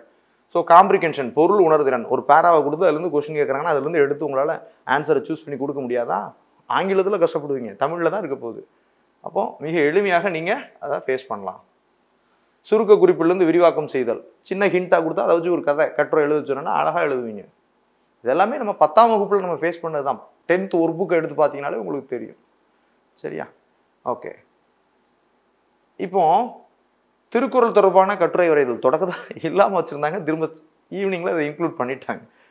கட்டுரை வரைதல் வேறு போர்ஷன் இருந்துச்சு. இப்போ திருக்குறள் சார்ந்து கொடுக்குறாங்க. திருக்குறளை எடுத்துட்டா விமர்சனம் ஆகிடும்ன்றக்காக அதை சேர்த்துருக்காங்க. அப்போ இதற்கும் நீங்கள் ஏற்கனவே ப்ரிப்பேர் பண்ணிட்டு இருக்கீங்க யூனிட் 8 போர்ஷனில். சரியா? பள்ளி புத்தகத்தில் உள்ள குறளை படித்தாலே போதும். 1330 குறளையும் படிக்கணுமா சார்? அப்படிலாம் இல்லை. பள்ளி புத்தகத்தில் உள்ள குறள், அதனுடைய காமன் மீனிங், அதில் எளிமையான குறளாக தான் வரப்போகுது. ரொம்ப கஷ்டமாலாம் கேட்க மாட்டாங்க. அதனால் 1330 குறளையும் இப்போ அதுக்குன்னு டைம் ஸ்பெண்ட் பண்ண வேண்டாம். வெயிட்டேஜ் அடிப்படையில் தான் நம்ம பார்க்கணும். ப்ரிலிம்ஸ் ஆகட்டும் மெயின்ஸ் ஆகட்டும் திருக்குறளுடைய முக்கியத்துவம் இதுதான், முக்கியம்தான். அதுக்காக 1330 குறளை படிப்பது சிறந்தது, பெஸ்ட், இல்லைன்னு நான் சொல்லலை. இப்போ நமக்கு தேவை வேலை, தேர்வு நோக்கில் பார்க்கணும். அப்போ அதற்காக நம்ம அதிலேயே ஃபோக்கஸ் பண்ணிட்டு இருந்தோம் அப்படின்னா மற்ற பாடங்களை நம்ம படிக்க முடியாது. அப்போ பள்ளி புத்தகத்தில் உள்ள குறள்களை படித்தால் மட்டுமே போதும், அதை தெளிவர கற்றுக்கங்க. மீதி எல்லாமே எப்படி நமக்கு ஞாபகத்துக்கு வந்துடும். தமிழ் வகையில் அதை அப்ரோச் பண்ணுறப்போ அதிலிருந்த கேள்விகளை நம்மளால் எளிமையாக அணுக முடியும். அதாவது குறளுடைய பொருள் உணர்ந்து படிக்கணும், அவ்வளோதான். எத்தனை வந்துடும், ஒரு 200 300 குறள் வருமா, அதை படிச்சுக்கலாம், போதும். அதில் 50% படித்தாலே போதும். இதற்கென்று ரொம்ப கடினப்பட வேண்டிய அவசியம் இல்லை. ஆப்ஷன் வைஸ் நம்ம பார்த்தே அதை முடிவு பண்ணிக்கலாம். இங்கேயும் அதே மாதிரி தான், எளிமையான குறள் சார்ந்து தான் கட்டுரை இருக்க போகுது, உங்களால் கொடுக்க முடியும், நம்புங்க. சரியா? கடிதம் வரைதல் அலுவல் சார்ந்தது தான், லீவ் லெட்டர்லாம் இல்லை. எப்படினாலும் லீவ் லெட்டர்லாம் நம்ம 10th ப்ராக்டிஸ் பண்ணது தான். As I am suffering from ஃபீவர்லேருந்து ஆரம்பித்து நிறைய கடிதங்கள் நம்ம எழுதியிருப்போம். இப்போ அலுவலகம் சார்ந்து அப்படின்ற பட்சத்தில் அதை முதன்மை தேர்வு அப்போ நம்ம பார்த்துக்கலாம். இப்போ ஒரி பண்ண வேண்டாம். ஸோ முதன்மை தேர்வு அப்படின்றதே ஒரு பயத்தோடு அணுகாதீங்கன்னு தான் சொல்கிறேன். அதுக்காக தான் சொல்கிறேன். இப்போ முதன்மை தேர்வை பற்றி நம்ம டீட்டெயிலாக பார்க்க போகிறதில்ல, அது அப்போ வர்றப்போ நம்ம பார்த்துக்குவோம். இப்போ அது எளிமையானது அப்படின்னு சொல்கிறதுக்காகத்தான் இதை நான் சொல்கிறேன். தமிழ் மொழி அறிவுன்னு சில கேள்விகள் மாதிரி கேள்விகளே கொடுத்துருக்காங்க, அது மிக எளிமையானதாக தான் இருக்குது. இப்போ நீங்கள் ப்ரிலிம்ஸுக்கு தமிழ் இலக்கணம் இதெல்லாம் அப்ரோச் பண்ணுறப்போ அதை பற்றிய கான்செப்டையும் படிச்சுட்டு தான் மெயின்ஸுக்கு வருவீங்க. ஸோ இந்த போர்ஷனும் உங்களுக்கு எளிமையானதாக தான் இருக்க போகுது. இன்னொன்று, இது ஜஸ்ட் எலிஜிபிலிட்டி டெஸ்ட் தான். 40 மதிப்பெண்கள் பெற்றாலே நீங்கள் போதும் அப்படின்னு சொல்லிட்டாங்க. அதை தாண்டினா மட்டும்தான் என்ன பண்ணுவாங்க, ஜிகே பேப்பராக உங்களுக்கு கன்சிடர் பண்ணுவோம் அப்படின்ட்டு சொல்லியிருக்காங்க, அவ்வளோதான். மற்றபடி இதனுடைய மதிப்பெண்களை இங்கே எடுக்க போகிறது இல்லை. ஸோ இந்த போர்ஷன் கவலைப்பட தகுந்தது அல்ல. இது யாருனாலும் தமிழகத்தில் பிறந்து பள்ளிக்கல்வியை முடித்து இருக்கக்கூடியவர்கள் யாருனாலும் இந்த பேப்பரில் பாஸ் பண்ண முடியும். நிச்சயமாக வெளிமாநிலத்தைச் சேர்ந்தவர்களுக்கும் பிற மொழியை அடிப்படையாக பயின்றவர்களுக்கு தான் இது ஒரு கட்டுப்பாடு அப்படின்ற வகையில். நீங்கள் ஆங்கில வழியில் பயின்றிருந்தாலும் தமிழை நிச்சயமாக ஒரு லாங்குவேஜாக எடுத்து பயின்றிருப்பீங்க. நீங்கள் ஃப்ரெஞ்சு, சான்ஸ்கிரிட்டு இதை இல்லாமல் ஆங்கிலத்தில் படித்தறப்போ தமிழையும் ஒரு பேப்பராக படிச்சிருப்பீங்க. அப்படின்ற பட்சத்தில் நிச்சயமாக இது உங்களுக்கு பாதிப்பு இல்லை. உங்களால் நிச்சயமாக இதை தேர்ச்சி அடைய முடியும். அதில் நீங்கள் வீக்கும் இல்லை, இதை நம்புங்க. சரியா? ஓகே. அடுத்த ஜிகே கொடுக்குறாங்க 300 கொஸ்டின், பழைய பேட்டர்ன் அப்படியே தூக்கி கொண்டு வந்து வச்சுருக்காங்க. ஜிகேல 3 மணி நேரத்தில். இதுதான் சேலஞ்சான விஷயம்தான் நம்ம அச்சீவ் பண்ணி காட்டணும். உங்களுக்கு கஷ்டம்னா எல்லாருக்கும் கஷ்டம்தான். இன்கேஸ் ஃபார் எக்ஸாம்பிள் நான் இந்த முன்னுதாரணத்தை திரும்ப சொல்லிட்டு தான் இருக்கிறேன். என்ன சொல்கிறேன் அப்படின்னு பார்த்தீங்கன்னா, இப்போ ஒரு ரேஸ், ஒரு 100 மீட்டர் ரேஸ் அப்படின்னு வச்சுக்கோங்க. 100 மீட்டர் ரேஸ் அப்படின்னா என்ன ஆகும், ஒரு 50 பேர் ஓட விடுறோம். 100 மீட்டர் தான் டிஸ்டன்ஸ் எவ்வளவு தான், 100 மீட்டர் தான். அப்போ வந்து பார்த்தீங்கன்னா 50 பேர் ஓடுறப்போ நிறைய பேர் என்ன ஆகும் பார்த்துட்டிங்கன்னா, கிட்டத்தட்ட பார்டரை சேமாக ரீச் ஆவாங்க, அட் எ டைம் ரீச் ஆவாங்க. அப்போ நம்மளால் கண்டுபிடிக்க முடியுமா யார் முதல்ல வந்தாங்க, ரெண்டாவது வந்தாங்க? பண்ண முடியாது. 100 மீட்டர் இதில் இந்த ஸ்ப்ரெட்டு நிறைய இருக்காது. முதல் நபர் ஓடுறாருன்னா அடுத்த நபர் அப்படியும் ஓடுவார், 2 நபர்கள் முன்னால் ஓடுவாங்க, 2 நபர்கள் இப்படி ஓடுவாங்க. அப்படின்றப்போ நம்மளால் யார் முதல்ல வந்தாங்கன்ட்டு வேரியேஷன் காட்ட முடியாது. அதே இது அது ஒரு 1500 மீட்டர் ஓட்டப்பந்தயமாக இருக்கலாம், ஒரு 6 கிலோமீட்டருக்கான மினி மராத்தானாக இருக்குன்னு வைக்கணும். 6 கிலோமீட்டர் ஒரு மினி மராத்தான் ஓடுறீங்க அப்படின்னா என்ன நடக்கும், டிஸ்டன்ஸு நிறைய இருக்கும். அப்போ ஸ்ப்ரெட்டு நல்லா வித்தியாசம் நல்லா தெரிய ஆரம்பிக்கும். போட்டி கடினமானதாக மாறுதுன்னு அர்த்தம். உங்களுக்கு கடினம்னா எல்லாருக்கும் கடினம் தான். அப்போ அந்த வேறுபாடு அதிகரிக்கும். முதல் நபர் இங்கே ஓடுவார், 2வது நபர் இன்னும் பின்னால் ஓடுவார், அதுக்கப்புறம் ஒரு டீம் தான் மொத்தமாக கும்பலாக ஓடி வந்துட்டு இருப்பாங்க. அப்போ வேறுபடுத்தி காட்ட முடியும். திறமை மிக்க மாணவர்களுக்கு ஒரு நல்ல வாய்ப்பு, அவ்வளோதான். திறமை மிக்க மாணவர்களுக்கு இது ஒரு வாய்ப்பு. ஏற்கனவே இருந்த மாதிரி தமிழ் தகுதி தேர்வில் கொடுத்த பேட்டர்னே மெயின்ஸுக்கு வச்சுருந்தாங்கன்னு வச்சுக்கோங்க, வேறுபடுத்தி பார்க்க முடியாது. எல்லாரும் கட்டுரை வரைஞ்சிருப்பாங்க, எல்லாரும் எழுத்தும் அழகாக இருக்கும், எல்லாரும் கடிதம் வரைஞ்சிருப்பாங்க. அப்படின்றப்ப பார்த்தீங்கன்னா லக் அடிப்படையில் மாறிடும். அழகான கையெழுத்து உள்ளவங்களுக்கும் அவங்க அதிக மதிப்பெண் பெற வாய்ப்பு இருக்குது.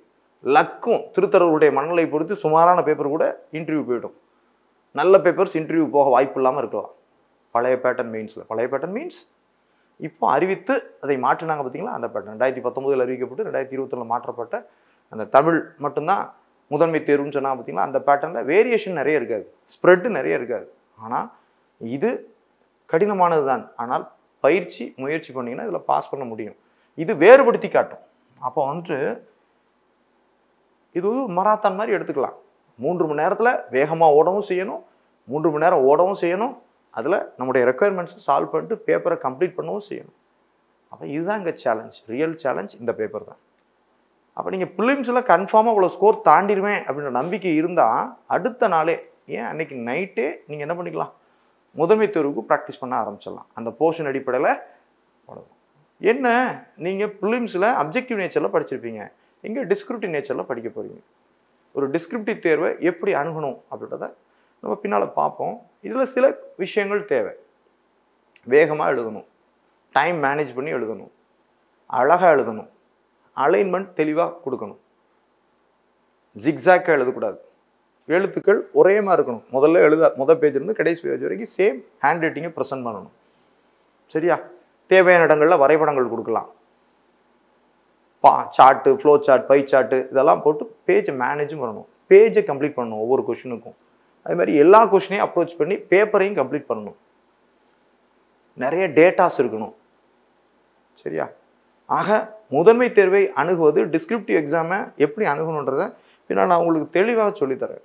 சரியா? ப்ரிலிம்ஸ் முடிகிற ஸ்டேஜ் நான் தெளிவாக சொல்கிறேன் எப்படி நம்ம அப்ரோச் பண்ணணும் அப்படின்றது. யாருனாலும் அப்ரோச் பண்ணலாம். ஸோ அப்போ விரிந்துரைக்கும் வகை தேர்வு தான் இங்கே சேலஞ்சான விஷயம். இங்கே கொடுக்கப்பட்ட விஷயம் 300 மதிப்பெண்கள். இப்போ குரூப் 1 மெயின்ஸுக்கு 250 மதிப்பெண்கள் தான் வச்சுருக்காங்க 3 மணி நேரத்தில். ஆனால் இது 300 மதிப்பெண்பது பழைய பேட்டர்ன் அப்படியே தூக்கி கொண்டு வச்சுருக்காங்க. அப்போ இதில் பேப்பர் கம்ப்ளீட் பண்ணாலே நீங்கள் சக்ஸஸ் காட்ட முடியும். பேப்பரை கம்ப்ளீட் பண்ணாலே நீங்கள் சக்ஸஸ் காட்ட முடியும். ஸோ அதனால் அதுக்கு ப்ராக்டிஸ் அவசியம், முயற்சி பண்ணணும். சொல்லக்கூடிய வழிமுறையை பின்பற்றி நீங்கள் வீட்டில் உட்காரலாம், எப்படினாலுமே படித்து உங்களால் கிளியர் பண்ண முடியும். பெரிய பிரச்சனை இல்லை.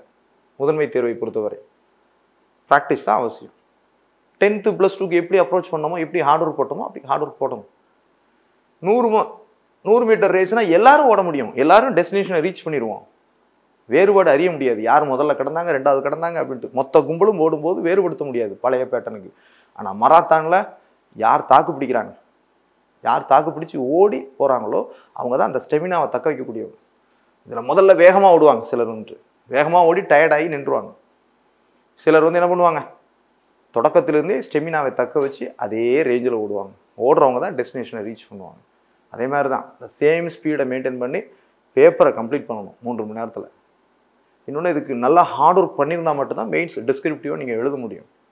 அப்போ வீட்டிலேயே ரஃபாக எவ்வளோ பேஜ், 3 மார்க் கொஷின் இருக்கா, 3 மார்க் கொஷினுக்கு 5 லைன் 6 லைன் 6 லைன் எவ்வளோ நேரத்தில் எழுதணும், 1.5 நிமிஷத்தில் எழுதணும். அப்போ எப்படி எழுதணுமோ எழுதி பழகணும். 1.5 நிமிஷம் 2 நிமிஷத்தில் முடிக்கணும். 8 மார்க்குக்கு மெயின்ஸை பொறுத்த வரைக்கும் 1.5 பேஜ் கொடுப்பாங்க, 1.5 பேஜை எப்படி கம்ப்ளீட் பண்ண போகிறோம், அதுக்கு நம்ம தெளிவாக திட்டமிடணும், பிளான் பண்ணிக்கணும். அதுக்கேற்ற மாதிரி தான் ஒரு மாடல் ரஃப் கொஷின் எழுதி பழகுறீங்கன்னா அதுக்கு ஏற்ற மாதிரி தான் எழுதி பழகணும். அது 7 நிமிஷம் 8 நிமிஷத்துக்குள்ள எழுதக்கூடியதாக இருக்கணும். அதுக்கு ஒர்க் அவுட் பண்ணணும், அதை மனப்பாடம் பண்ணணும், ரஃபாக எழுதி பார்க்கணும், அப்புறம் டெஸ்ட் போடணும். இந்த ப்ராக்டிஸ் பேட்டர்ன் வந்தால் மட்டும்தான் நீங்கள் அதை அப்ரோச் பண்ண முடியும் முதன்மை தேர்வுக்கு.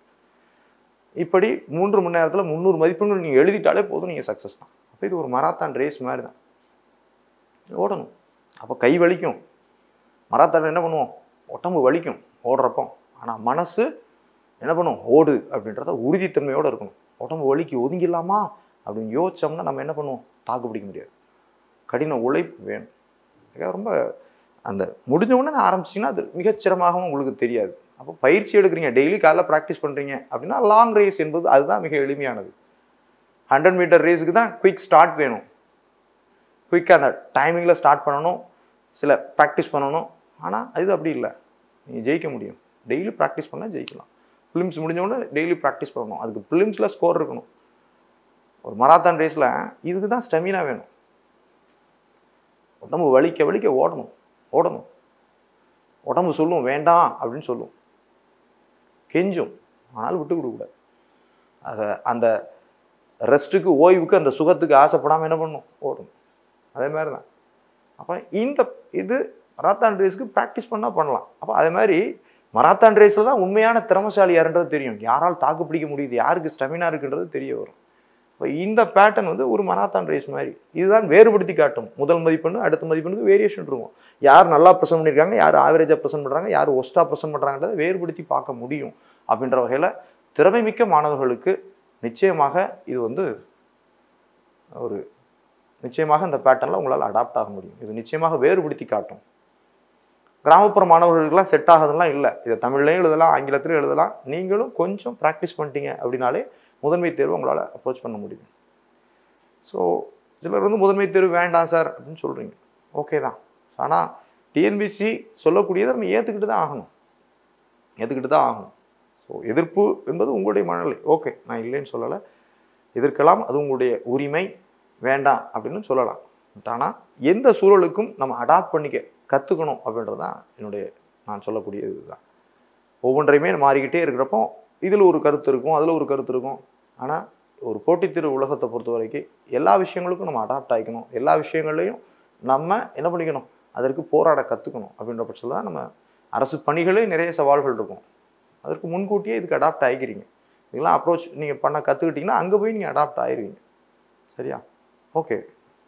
மற்றபடி இதில் ஒன்றும் இல்லை. முதன்மை தேர்வை பொறுத்தவரை பயப்படுறதுக்கு ஒன்றும் இல்லை. நல்ல கான்ஃபிடென்ட்டும் மன உறுதியோடு எழுதக்கூடிய இதுவும் முறையான பயிற்சியும் இருந்தாலே போதும். முதன்மை தேர்வை நீங்கள் ஈஸியாக அப்ரோச் பண்ணலாம். ஸோ முதன்மை தேர்வில் இதை தான் நீங்கள் கன்சிடர் பண்ண போகிறாங்க. லாஸ்ட் டைம் இதே பேட்டர்லாம் நடந்துச்சு. லாஸ்ட் டைம் குரூப் 2 எப்படி நடந்துச்சு, அதுக்கு முன்னால் அப்ஜெக்டிவ் நேச்சரில் இருந்தது. லாஸ்ட் டைம் இதே மாதிரி தான் நடந்துச்சு. இந்த 3 மணி நேர தேர்வுகளில் பார்த்தீங்கன்னா 30 கொஸ்டின் கேட்டிருக்காங்க. லாஸ்ட் டைம் 3 மார்க்கில் 3 மார்க்ஸ் எத்தனை கொஸ்டின் கேட்டிருக்காங்க? 30 கொஸ்டின். அப்போ எத்தனை? 90 மார்க் அது வந்துருச்சு. அடுத்து தான் முதன்மை தேர்வை பற்றி மட்டும்தான் சொல்கிறேன். முதன்மை தேர்வில் பொது அறிவை பற்றி சொல்கிறேன். அடுத்து 8 மார்க், இதில் 15 கொஸ்டின் கேட்டிருக்காங்க. 15 × 8 எத்தனையாச்சு? 120 மதிப்பெண்கள் ஆச்சு. அடுத்ததான் 15 மதிப்பெண்கள் எப்படி கொடுத்துருக்காங்க? 15 மதிப்பெண்களை 2 கேள்விகள் கேட்டிருக்காங்க. அப்போ 30 மதிப்பெண்கள்.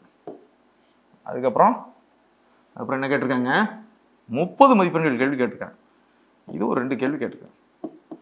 இதுக்கு 60 மார்க். ஆக மொத்தத்தினே ஆச்சு 300 மதிப்பெண்கள். ஆனால் நமக்கு இருக்கக்கூடிய நிமிஷம் எவ்வளவு? 180 நிமிஷம். அப்போ இந்த ரேஷியோவுக்கு தகுந்தாப்புல இதை நம்ம மாற்றிக்கணும்.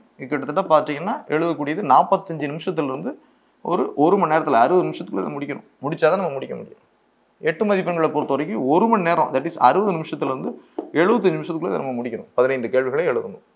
15 மதிப்பெண்களை பொறுத்தவரை பார்த்தீங்கன்னா ஒவ்வொரு கேள்விக்கும் 8 நிமிஷம் அல்லது 10 நிமிஷம். அப்போ என்ன ஆகுது பாருங்க, 8 to 10 நிமிஷம் என்னாச்சு? 2 கேள்வி. அப்போ 15 நிமிடத்திலிருந்து ஒரு 20 நிமிஷத்துக்குள்ள அதை முடிக்கணும். 30 மதிப்பெண்களை பொறுத்தவரை 15 நிமிடங்கள். அப்போ இது ஒரு 25லேருந்து 30 நிமிஷத்துல முடிக்கும். இப்படி முடிச்சிங்கன்னா நீங்கள் என்ன பண்ணலாம்?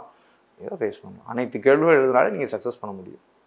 சிலபஸ் மிக கடினம் இல்லை. சயின்ஸ் அண்ட் டெக்கில் சில செலக்டிவான போர்ஷன் அப்ரோச் பண்ணாலே நீங்கள் சயின்ஸ் அண்ட் டெக்கை கிளியர் அந்த கொஸ்டின்ஸை ஃபேஸ் பண்ண முடியும். டிஃபென்ஸு, இஸ்ரோ, சரியா, ரீசண்டான இன்வென்ஷன்ஸு, இந்த மாதிரி டாப்பிக்குகளை படிக்கணும். ஜெனட்டிக்ஸ் சில டாப்பிக்குகளை படித்தாலே சயின்ஸ் அண்ட் டெக் ஏரியாவை நீங்கள் ஆப்ஷன் வைஸ் என்ன பண்ணிடலாம்? பேலன்ஸ் பண்ணிடலாம். 35 கொஸ்டினுக்கு தான் 30 கொஸ்டின் கேட்குறாங்க 3 மார்க்கில்.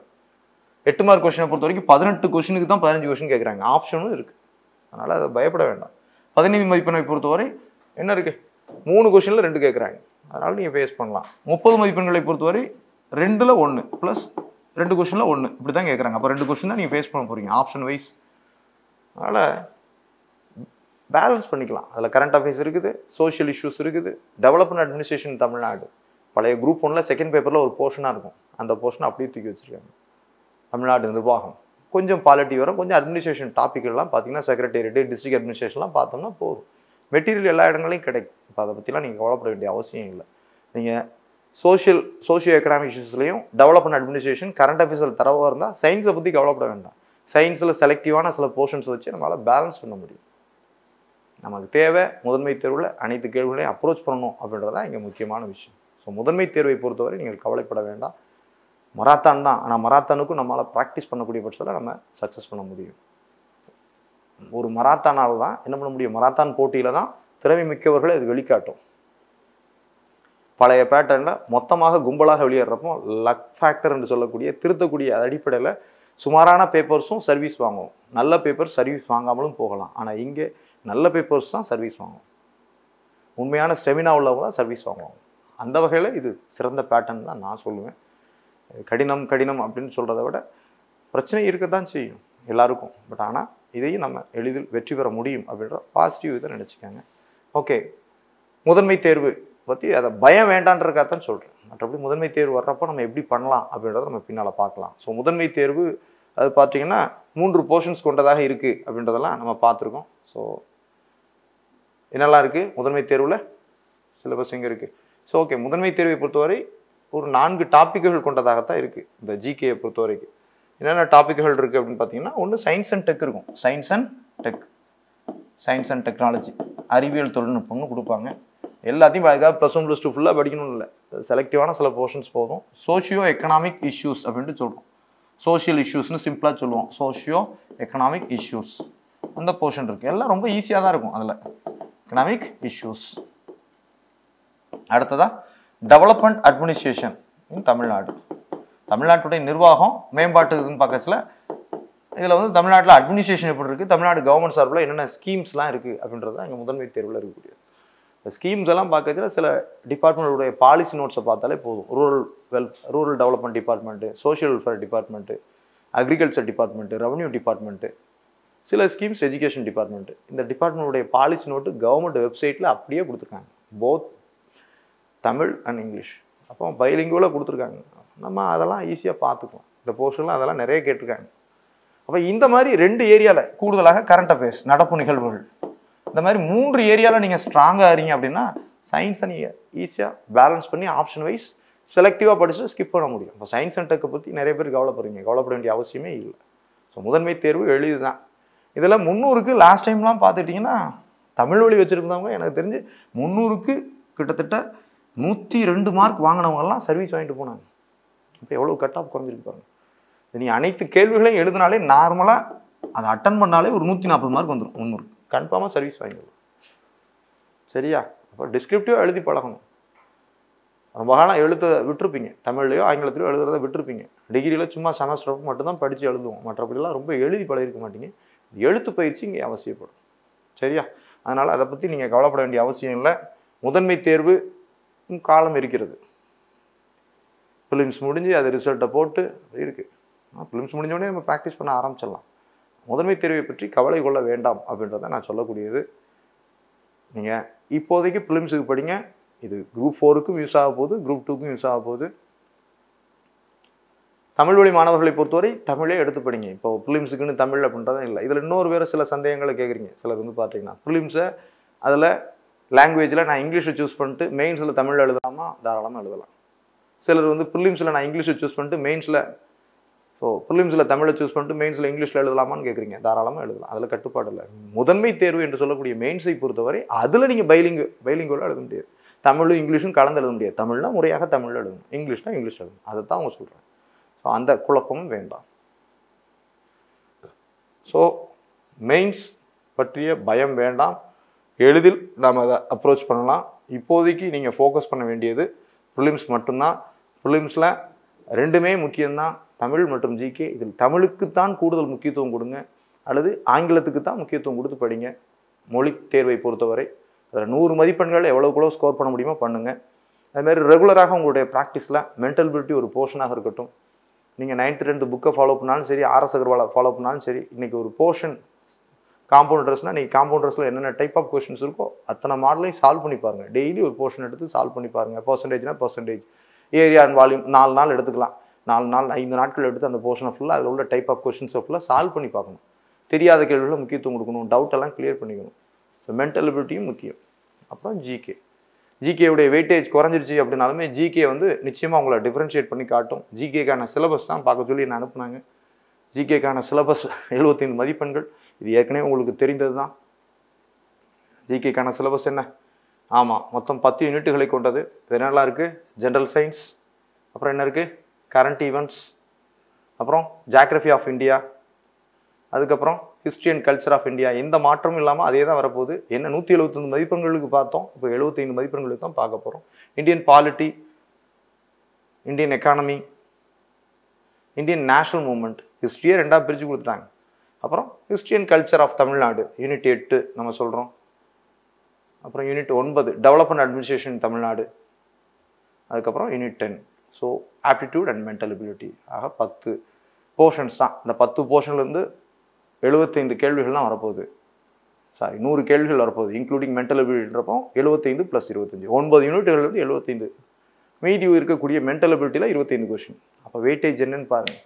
வெயிட்டேஜ் அடிப்படையில் தான் படிக்கணும் எப்போவுமே. அதுக்கு ஏற்றாப்புல தான் நேரம் ஒதுக்கணும். 200 மதிப்பெண்களில் தமிழ் அல்லது ஆங்கிலம் 100னா அதுக்கு தான் பாதி நேரம். அடுத்ததாக அதில் 1/3 ரிமைனிங் போர்ஷன்லேயே 1/3 எதுக்கு முக்கியத்துவம் கொடுக்கணும்? மென்டல் எபிலிட்டிக்கு கொடுக்கணும். இதை தாண்டி நீங்கள் அடிஷ்னலாக ஜிகேல ஒவ்வொரு யூனிட்டுக்கும் உங்களுடைய ஸ்ட்ரென்த் அண்ட் வீக்னஸ் அடிப்படையில் நேரம் ஒதுக்கி படிக்கணும். ஆனால் குறைந்தபட்சம் ஒரு நாளைக்கு ஒரு 3 மணி நேரம் தமிழுக்கும் 1 மணி நேரம் மேத்ஸுக்கும் ஒதுக்குங்க. அதுக்கப்புறம் அடிஷ்னலாக நீங்கள் யூஸ் பண்ணக்கூடிய நேரம் தான் ஜிகேக்கானதாக இருக்கணும். ஆனால் ஜிகேல நீங்கள் வீக்குன்ற பட்சத்தில் அடிஷ்னலாக எவ்வளோ நேரம்னாலும் அதை எக்ஸ்டெண்ட் பண்ணி கொண்டு போயிட்டே இருக்கலாம். ஆனால் கண்டிப்பாக ஒரு நாளைக்கு 3 மணி நேரம் தமிழுக்கும் 1 மணி நேரம் மென்டல் எபிலிட்டிக்கும் நீங்கள் யூஸ் பண்ணணும். அதுக்கப்புறம் ஜிகேல ஒவ்வொரு போர்ஷன் அடிப்படையில் அதை 1 மணி நேரம் படிக்கிறீங்களா 2 மணி நேரம் படிக்கிறீங்களான்றதை நீங்கள் தான் முடிவு பண்ணணும். உங்களுடைய திறன் அடிப்படையில் நீங்கள் முடிவு பண்ணிக்கலாம். தமிழ் எளிமை தான் எனக்கு தெரியும்ட்டு அதை ஒதுக்கி வச்சுட்டு பின்னால் போய் தடுமாறக்கூடாது. ஏன்னா அதில் பிழையின்றி மொத்த ஸ்கோரும் அடிக்க முயற்சி பண்ணணும். அது தெரிந்ததுனாலும் திரும்பவும் படிக்கணும். அதுதான் சிறந்தது. சரியா? ஓகே, 75 ஜிகே சிலபஸ் என்னெல்லாம் இருக்குது பாருங்கள். ஃபஸ்ட்டு போர்ஷன் ஜென்ரல் சயின்ஸ் அப்படின்ட்டு கொடுக்குறாங்க. ஸோ ஜென்ரல் சயின்ஸில் என்னெல்லாம் இருக்குது? Scientific knowledge, scientific temper, power of reasoning. So தமிழ்லேயே பார்ப்போமே, தமிழில் இருக்கா சிலபஸ்ஸு? தமிழ்லேயே சொல்லுவோம். தமிழில் எங்கே இருக்குது?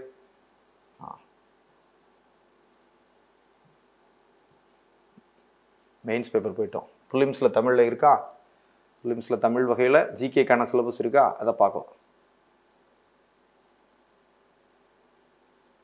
ஆங்கிலத்தில் மட்டும்தான் கொடுத்துருக்காங்களா? தமிழில் பார்த்தனே. சரி, ஆங்கிலத்திலே பார்ப்போம். இதில் ரொம்ப டீட்டெயிலாக நம்ம பார்க்க போகிறதில்ல. ஒரு விஷயத்தில் எதுக்கு வெயிட்டேஜ் கொடுக்கணும் அப்படின்றத மட்டும்தான் நான் சொல்கிறேன். ஜென்ரல் சயின்ஸை பொறுத்தவரை இப்போ 75 மதிப்பெண்கள் அப்படின்றதால சயின்ஸுடைய முக்கியத்துவம் ரொம்பவே குறைஞ்சிடுச்சு. சயின்ஸ்லேயே 3 போர்ஷன் இருக்குது, ஃபிசிக்ஸ், கெமிஸ்ட்ரி, பயாலஜி. இதில் பயாலஜிக்கு முக்கியத்துவம் கொடுங்க. இப்போ 75 மதிப்பெண்கள் தான் அப்படின்னா பயாலஜியில் தான் அதிக கொஷின் வரும். ஒரு 8 கொஷின் 7 கொஷின் 8 கொஷின் பயாலஜியில் தான் வரப்போகுது. சரியா? அதே ஜுவாலஜி அப்படின்ற வகையில் பார்க்குறோம். ஹியூமன் பயாலஜி அப்படின்ற வகையில் தான் இருக்க போகுது. அடுத்ததாக பார்த்தீங்கன்னா ஃபிசிக்ஸ், கெமிஸ்ட்ரிலாம் பார்த்தீங்கன்னா பேசிக்கான கொஷின்ஸு பாதி கொஷின் இருக்கும், 1-2 தெரியாமல் தான் இருக்கும். 3 கேள்வி 4 கேள்வி தான் வரப்போகுது. அதற்காக ரொம்ப மெனக்கிட வேண்டாம். நிறைய ஓல்டு கொஷின்ஸை பார்க்கும்போதே நீங்கள் அதில் பாதி கொஷினை ஃபேஸ் பண்ணிடலாம். நிறைய ஓல்டு கொஷின் பார்க்கணும்னு சொல்கிறேன். டெய்லி உங்களுடைய ப்ராக்டிஸில் ஓல்டு கொஷின் இருக்கணும்னு நான் சொல்லிகிட்டே இருக்கிறேன். ஸோ ஓல்டு கொஷினுக்கு முக்கியத்துவம் கொடுத்து பாருங்கள். ஓல்டு கொஷின் பார்த்தீங்கனாலே பாதி சயின்ஸ் கொஷின் அதில் ஃபேஸ் பண்ணிடலாம். 1-2 தெரியாமல் தான் இருக்கும். சரியா? இப்போ நிறைய என்சிஆர்டி புத்தகங்களில் தானே கேட்குறாங்க. சயின்ஸ் அண்ட் டெக் கொஷின்லாம் பார்த்தீங்கன்னா சிபிஎஸ்சி என்சிஆர்டி புத்தகங்களில் வந்து கேட்குறாங்க. அப்படின்றப்போ நமக்கு தெரியாமல் தான் போகும். அதுக்காக ரொம்ப மெனக்கிட வேண்டாம். ஃபிசிக்ஸ், கெமிஸ்ட்ரியே நான் 15 நாள் படித்தேன் 20 நாள் படித்தேன்னா வெயிட்டேஜ் அடிப்படையில் அதுக்கு போட்டு ரொம்ப நேரம்லாம் டைம் ஒதுக்காதீங்க. ஃபிசிக்ஸ், கெமிஸ்ட்ரிக்கெலாம் ரொம்ப டைம் ஒதுக்காதீங்க. சயின்ஸில் பயாலஜிக்கு முக்கியத்துவம் கொடுங்க. இதில் செலக்டிவான சில டாபிக்ஸ்கள் வந்து ரொம்ப முக்கியமான டாபிக்ஸ் தான். சரியா? அப்போ ஃபிசிக்ஸை பொறுத்தவரை பார்த்தீங்கன்னா அந்த மேக்னட்டிசம், சவுண்டு, லைட்டு, இதெல்லாம் ஹீட்டு, இதெல்லாம் வந்து எப்போவுமே கேள்விகள் கேட்கக்கூடிய ஏரியா. இந்த ஏரியாலாம் கேட்பாங்க. அதேமாதிரி பார்த்தீங்கன்னா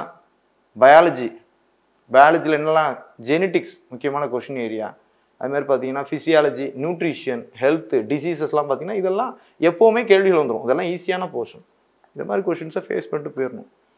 ரொம்ப மெனக்கிட வேண்டாம். சயின்ஸை பொறுத்தவரை கொடுத்தால், ஏன்னா வெயிட்டேஜ் அடிப்படையில் 3 கொஷின் 4 கொஷின் தான் வரப்போகுது. ஃபிசிக்ஸில் ஒரு 4 கொஷின், கெமிஸ்ட்ரியில் ஒரு 3 கொஷின். ஆனால் பயாலஜியில் ஒரு 7-8 கொஷினா பயாலஜிக்கு முக்கியத்துவம் கொடுங்க. சரியா? சிலபஸ் அடிப்படையில் படிங்கன்ற காரணம் சிலபஸை சொல்கிறேன். நான் வந்துட்டு கரண்ட் ஈவெண்ட்ஸ் ரெகுலராக நியூஸ் பேப்பர் படிங்க. ஸோ நிறைய வெப்சைட் இருக்குது, மேகசின்ஸ் வருது, என்ன வரட்டும் இருக்கட்டும். நம்ம அகாடமியில் மந்த்லி மெட்டீரியல் போடுறாங்க இருக்கட்டும். ஆனால் ரெகுலராக நியூஸ் பேப்பர் படித்து நீங்கள் எடுக்கக்கூடிய குறிப்புகள் தான் சிறந்த குறிப்பு. அதுதான் பெஸ்ட்டு. அப்போ எதை குறிக்கணும்? ஓல்டு கொஷினை பாருங்கள், எப்படி கரண்ட் அஃபேர்ஸ் கேட்டிருக்காங்களோ அப்போ 4 ஓல்டு கொஷினை பார்த்து அதில் என்னென்ன கரண்ட் அஃபேர்ஸ் கேட்டிருக்காங்க அந்த பேட்டர்ன் நோட் பண்ணுங்கள். ப்ரைஸஸ்லாம் கேட்டிருக்காங்க, அவார்ட்ஸ்லாம் கேட்டிருக்காங்க, அச்சீவ்மெண்ட்ஸ் கேட்டிருக்காங்க, இம்பார்ட்டன்ட் ஈவெண்ட்ஸ் கேட்டிருக்காங்க. சரியா? இம்பார்ட்டன்ட் அப்பாயின்மெண்ட் கேட்டிருக்காங்க. அப்போ இதெல்லாம் நோட் பண்ணுங்கள். அப்போ இந்த மாதிரிலாம் என்னெல்லாம் வருதோ அதெல்லாம் நியூஸ் பேப்பரில் படிச்சிடணும். தினமணியோ ஹிந்து தமிழ் திசையோ அல்லது 2மோ அதில் முக்கிய தரவுகளை நாம் நியூஸ் பேப்பர் படிப்போம். ஆனால் அது ஹிண்ட்டாக எடுக்கிறதுக்கு சோம்பேறித்தனப்படுவோம். படக்கூடாது. ஹிண்ட்டாக எடுக்கிறதுக்கு சோம்பேறித்தனப்படக்கூடாது. சரியா? அப்படின்ற பட்சத்தில் நீங்கள் என்ன பண்ணலாம்? ரெகுலராக ஹிண்ட்ஸ் எடுத்து நோட்ஸ் எடுத்து நீங்கள் சேர்த்து வைக்கக்கூடிய கரண்ட் அஃபேர்ஸ் தான் பெஸ்ட்டு கரண்ட் அஃபேர்ஸ். பின்னாளில் வெப்சைட்லேயோ ஏதோ ஒரு மேகசினோ வர்றப்ப கம்பேர் பண்ணி பார்த்துக்கங்க. நம்ம எதுவும் மிஸ் பண்ணியிருக்கோமா, அதில் அடிஷ்னல் பாயிண்ட்ஸ் இருக்குன்னா அதை எடுத்துக்கங்க. ஏன்னா டெய்லி கொஞ்சம் கொஞ்சம் படிக்கிறது தான் பெஸ்ட் அப்படின்ட்டு நான் சொல்லுவேன். ஸோ கரண்ட் ஈவெண்ட்ஸை பொறுத்தவரை இந்த வகையில் தான் அப்ரோச் பண்ணுங்கள். ரெகுலராக நியூஸ் பேப்பரில் நீங்கள் படிங்க. சரியா? கரண்ட் அஃபேர்ஸ் இருக்குது, லேட்டஸ்ட் டைரி ஆஃப் ஈவெண்ட்ஸ். ஆனால் பேசிக்கான விஷயங்களும் கரண்ட் அஃபேர்ஸில் வருது. National symbols, profile of states, இதெல்லாம் பேசிக்கான விஷயங்கள். ஸ்போர்ட்ஸ் புக்ஸு, ஆத்தர்ஸு, அப்புறம் political parties, welfare schemes. So ஜியாகிரஃபியில் முக்கியமாக லேண்ட்மார்க்ஸில் ஏதாவது இம்பார்ட்டன்ட் சம்பவங்கள் இருந்துச்சுன்னா அது, எக்கனாமிக்ஸில் முக்கியமான இஷ்யூஸு டேட்டாக்கள் வருதுன்னா அதை பார்க்கணும். அப்போ இதெல்லாம் current affairs wise newspaper பார்க்கச்சில உங்களுக்கு ஆட்டோமேட்டிக்காக வந்துடும். சிலபஸ் வைஸ் நமக்கு ஒரு மாதிரி தெரியும், ஆனால் டெய்லி நியூஸில் பார்த்தீங்கன்னா ஒரு 8 பாயிண்ட் 10 பாயிண்ட் தான் வரும் கரண்ட் அஃபேர்ஸில். அது நீங்கள் ஹிண்ட் எடுக்கக்கூடிய பட்சத்தில் லாங் டேர்மாக நீங்கள் படிக்கிற மாதிரி இருக்கும். அப்போ அதுக்கெல்லாம் சோம்பேறித்தனப்படக்கூடாது. மொத்தமாக ஒரு மாதத்துக்கான கரண்ட் அஃபேர்ஸ் படிக்கிறத விட டெய்லி நியூஸ் பேப்பரில் நீங்கள் எடுக்கக்கூடிய கரண்ட் அஃபேர்ஸ் தான் பெஸ்ட். சரியா? ஓகே. ஜியாகிரஃபி ஆஃப் இந்தியா முன்னெல்லாம் பார்த்துக்கிட்டிங்கன்னா ஜியாகிரஃபி அப்படின்றப்போ யூனிவர்ஸ் இருக்கும், பேரண்டம், சரியா, அதுலேருந்து படிப்போம். அப்புறம் உலகம், பூமி பந்து எல்லாத்தையும் படிப்போம். அதுலேயே எல்லா வகையிலையும் பார்க்கணும். இப்போ அப்படிலாம் இல்லை. சிலபஸே இந்தியன் ஜியாகிரஃபி தான். அப்போ இந்தியன் ஜியாகிரஃபியில் உள்ள ஃபிசிக்கல் ஃபீச்சர்ஸ், அதனுடைய இயற்கை அமைப்புகள், அதுதான் கொஞ்சம் கஷ்டமான பாடம். அதான் இருக்கும் நல்ல ரசிக்க தகுந்த பாடம். அப்புறம் மான்சூன் ரெயின்ஃபால், சில கான்செப்ட் ஏரியா நல்லாயிருக்கும். மற்றபடி எல்லாமே டேட்டாக்களாக தான் இருக்குது. எல்லாம் டேட்டாக்கள் தான். ஆனால் முழுக்க நீங்கள் படிக்க வேண்டியது இந்தியன் ஜியாகிரஃபி தான். இது முழுக்க பள்ளி புத்தகம் சார்ந்து ஸ்கூல் புக்கிலே ரிவைஸ்டு பேட்டர்னாக நல்லா கொடுத்துருக்காங்க. அது சார்ந்து சிலபஸ் வைஸ் நீங்கள் அப்ரோச் பண்ணாலே போதும் இந்த போர்ஷன். ஸோ சிலபஸ் இது சிம்பிளிஃபைடாக தான் இருக்குது. ஜியாகிரஃபி ஆஃப் இந்தியா இதை அப்ரோச் பண்ணுங்கள். முழுக்க இந்தியன் ஜியாகிரஃபி தான். ஃபிசிக்கல் ஃபீச்சர்ஸ், அப்புறம் மான்சூன் ரெயின்ஃபால்லாம் அது கான்செப்ட் தான், கொஷின்லாம் ரொம்பலாம் இருக்காது. வெதர் கிளைமேட்டில் 1-2 கொஷின்ஸ் இருக்கும். ரிவர்ஸ் எல்லாமே நம்ம எளிமையாக தெரிந்தது தான் இந்தியன் ஜியாகிரஃபி. அப்போ இந்தியன் ஜியாகிரஃபி சிலபஸ் அடிப்படையில் படிங்க. சிலபஸே பார்க்காம சிலவங்க வேர்ல்டு ஜியாகிரஃபி அப்போ இதெல்லாம் படிச்சுட்டு இருக்கீங்க, அதெல்லாம் படிக்கக்கூடாது. நம்ம சிலபஸ் அடிப்படையில் மட்டும் படிங்க. அது லிமிட்டட் போர்ஷன் தான். அப்புறம் history and culture of India, ஹிஸ்ட்ரியை 2ஆக பிரிக்கிறோம். ஹிஸ்ட்ரி அண்ட் நேஷனல் மூவ்மெண்ட்னு 2ஆக பிரிச்சிருக்கோம். ஹிஸ்ட்ரி முன்னெல்லாம் எங்கேருந்து கேட்பாங்கன்னே சொல்ல முடியாது. 10 ஆண்டுகள் 12 ஆண்டுகளுக்கு முன்னால் ஸ்கூல் புக்கில் எங்கே இருந்தாலும் கேட்பாங்க. ஆனால் இப்போ சிலபஸ் இதுதான். முன்ன மௌரியாஸ் இருக்கும், ராஜ்புத்ஸ்லாம் படிப்போம். நார்த் இந்தியாவில் எல்லாத்தையும் படிக்கணும். அதில் என்ன டினஸ்டி, கன்வா டினஸ்டி, சுங்கா டினஸ்டி எல்லாத்தையும் படிக்கணும். இப்போ அப்படிலாம் இல்லை. இவ்வளோதான். இண்டஸ் வேலி சிவிலைசேஷனை தாண்டினா குப்தர்கள் வந்துடுறாங்க. அப்புறம் sultanate, Mughals, Vijayanagar, Bahmani. South Indian ஹிஸ்ட்ரியில் நம்ம சோலாஸ், இம்பீரியல் சோலாஸ், பல்லவாஸ் இவங்களை படிக்கிறீங்க. சோழர்கள், பல்லவர்கள் அப்படி தான் படிக்கணும். ரொம்ப லிமிட்டட் ஆகிட்டு. அப்போ சிலபஸ் இதெல்லாம் பேருக்கு கொடுத்தாலும் ரொம்ப லிமிட்டட் கொஸ்டின் தான் வரும். இதில் ஒன்றுமே இல்லை. யூனிட்டி இன் டிவர்சிட்டி இதெல்லாம் சிலபஸ் வைஸ் இருக்கே தவிர அது ரொம்ப ரெஸ்ட்ரிக்டட். அவ்வளோதான். ஹிஸ்ட்ரி டேட்டாக்கள் தான். அதை கதையோடு சேர்ந்து படிக்கிறப்போ நமக்கு எளிதின் மனதில் வச்சுக்க முடியும். அவ்வளோதான். அதை ஒரு கோர்வையாக பார்க்குறப்போ நமக்கு எளிமை தான் வந்துட்டு. அதே தான் நேஷனல் மூவ்மெண்ட்டும். பாலிட்டியை பாருங்கள், பாலிட்டியும் சிம்பிளிஃபைடு தான், எளிமையானது தான். இப்போ இந்த 10 யூனிட்டுகளில் வெயிட்டேஜ் அதே அடிப்படையில் கொண்டு வந்து படிங்க. யூனிட் 8 முக்கியம்னா யூனிட் 8 அதுலேருந்து தான் கேள்விகள் அதிகமாக வரப்போகுதுன்ட்டு. இந்த யூனிட் 8, 9 பொறுத்தவரை நான் சொல்லக்கூடிய விஷயம் என்னன்னு கேட்டிங்கன்னா, யூனிட் 8, 9லாம் பழைய சிலபஸில் ஓல்டு கொஷினை பார்க்க சொல்கிறீங்க சார். முன்ன பழைய கொஷினில் யூனிட் 8, 9லாம் இல்லையா சார்? யூனிட் 8, 9 என்பது ஏற்கனவே இருக்கக்கூடிய, இப்போ ஹிஸ்ட்ரின்னு பார்த்துக்கிட்டிங்கன்னா தமிழ்நாடு ஹிஸ்ட்ரியும் பழைய இதில் இருந்துச்சு. ஐஎன்எம்மில் தமிழ்நாடு ஐஎன்எம் இருக்கும், ஜியாகிரஃபியில் தமிழ்நாடு ஜியாகிரஃபி இருக்கும். இப்போ எல்லாத்தையும் தனித்தனியாக பிரித்து தான் யூனிட் 8, 9 போட்டு கொண்டு வந்திருக்காங்க. சரியா? ஸ்கீம்ஸ்னு தனியாக வச்சுருப்பாங்க. இப்போ ஸ்கீம்ஸு யூனிட் 8, 9 வந்துருச்சு. அப்போ எல்லாமே ஏற்கனவே உள்ள சிலபஸில். இது டிஎன்பிசி நடத்தக்கூடிய தேர்வுகள், தமிழகத்துக்கு முக்கியத்துவம் கொடுக்கக்கூடிய தேர்வுகள். ஏன்னா தமிழ்நாடு அரசு பணியில் தான் நம்ம பணியாற்ற போகிறீங்க அப்படின்ற பட்சத்தில் அந்த வகையில் தான் முக்கியத்துவம் கொடுப்பாங்க. ஏற்கனவே முந்தைய சிலபஸில் இது மறைமுகமாக அங்கங்கே இருந்துச்சு. தனியாக செக்ரிகேட் பண்ணி யூனிட் 8, 9ஆக வச்சுருக்காங்க. அப்போ பழைய கேள்விகளையும் தொடர்பான டாபிக்ஸ்லாம் வந்துட்டு தான் இருக்குது. வெயிட்டேஜ் அடிப்படையில் இப்போவும் இதுதான் முக்கியம். யூனிட் 8, யூனிட் 9, அதுக்கப்புறம் பாலிட்டி, சரியா, அப்புறம் ஹிஸ்ட்ரியும் நேஷனல் மூவ்மெண்ட்டும், அப்புறம் ஜியாகிரஃபி, அப்புறம் பயாலஜி, அப்புறம் எக்கனாமிக்ஸ். இந்த ஆர்டர் ஆஃப் ப்ரிஃபரன்ஸ் அடிப்படையில் படிங்க. இந்த போர்ஷன்ஸுக்கு தான் முக்கியத்துவம் கொடுக்கணும். ஃபிசிக்ஸ், கெமிஸ்ட்ரிலாம் கடைசி கொடுக்குங்க. அப்போ நேர ஒதுக்கீடும் அதற்கு தகுந்தாப்பெல்லாம் ஒதுக்கணும். யூனிட் 8க்கு முக்கியத்துவம், அடுத்து யூனிட் 9க்கு முக்கியத்துவம். மேத்ஸை நான் ஏற்கனவே சொல்லிட்டேன், தமிழுக்கு அப்புறம் மேத்ஸ் தான், மென்டல் எபிலிட்டி தான். அப்போ இந்த ஆர்டர் ஆஃப் அடிப்படையில் படிங்க. மூன்றாவதாக பாலிட்டிக்கு முக்கியத்துவம் கொடுங்க. சமீப காலத்தில் பாலிட்டியுடைய கொஷின்ஸ் எண்ணிக்கை அதிகரிச்சிட்டு இருக்கு. இந்தியன் பாலிட்டி, கான்ஸ்டியூஷன், அப்புறம் ஹிஸ்ட்ரியும் ஐஎன்எம்மும், அப்புறம் ஜியாகிரஃபி, அதுக்கப்புறம் எக்கனாமிக்ஸ். இந்த ஆர்டரில் முக்கியத்துவம் கொடுத்து படிங்க. குறுகிய நேரம் இருக்கக்கூடிய பட்சத்தில் மொத்தத்தையும் நம்மளால் கவர் பண்ண முடியல சார். நீங்கள் சொன்ன மாதிரி 200க்கு 190 கூட எங்களால் எடுக்க முடியாது சார். பரவாயில்ல.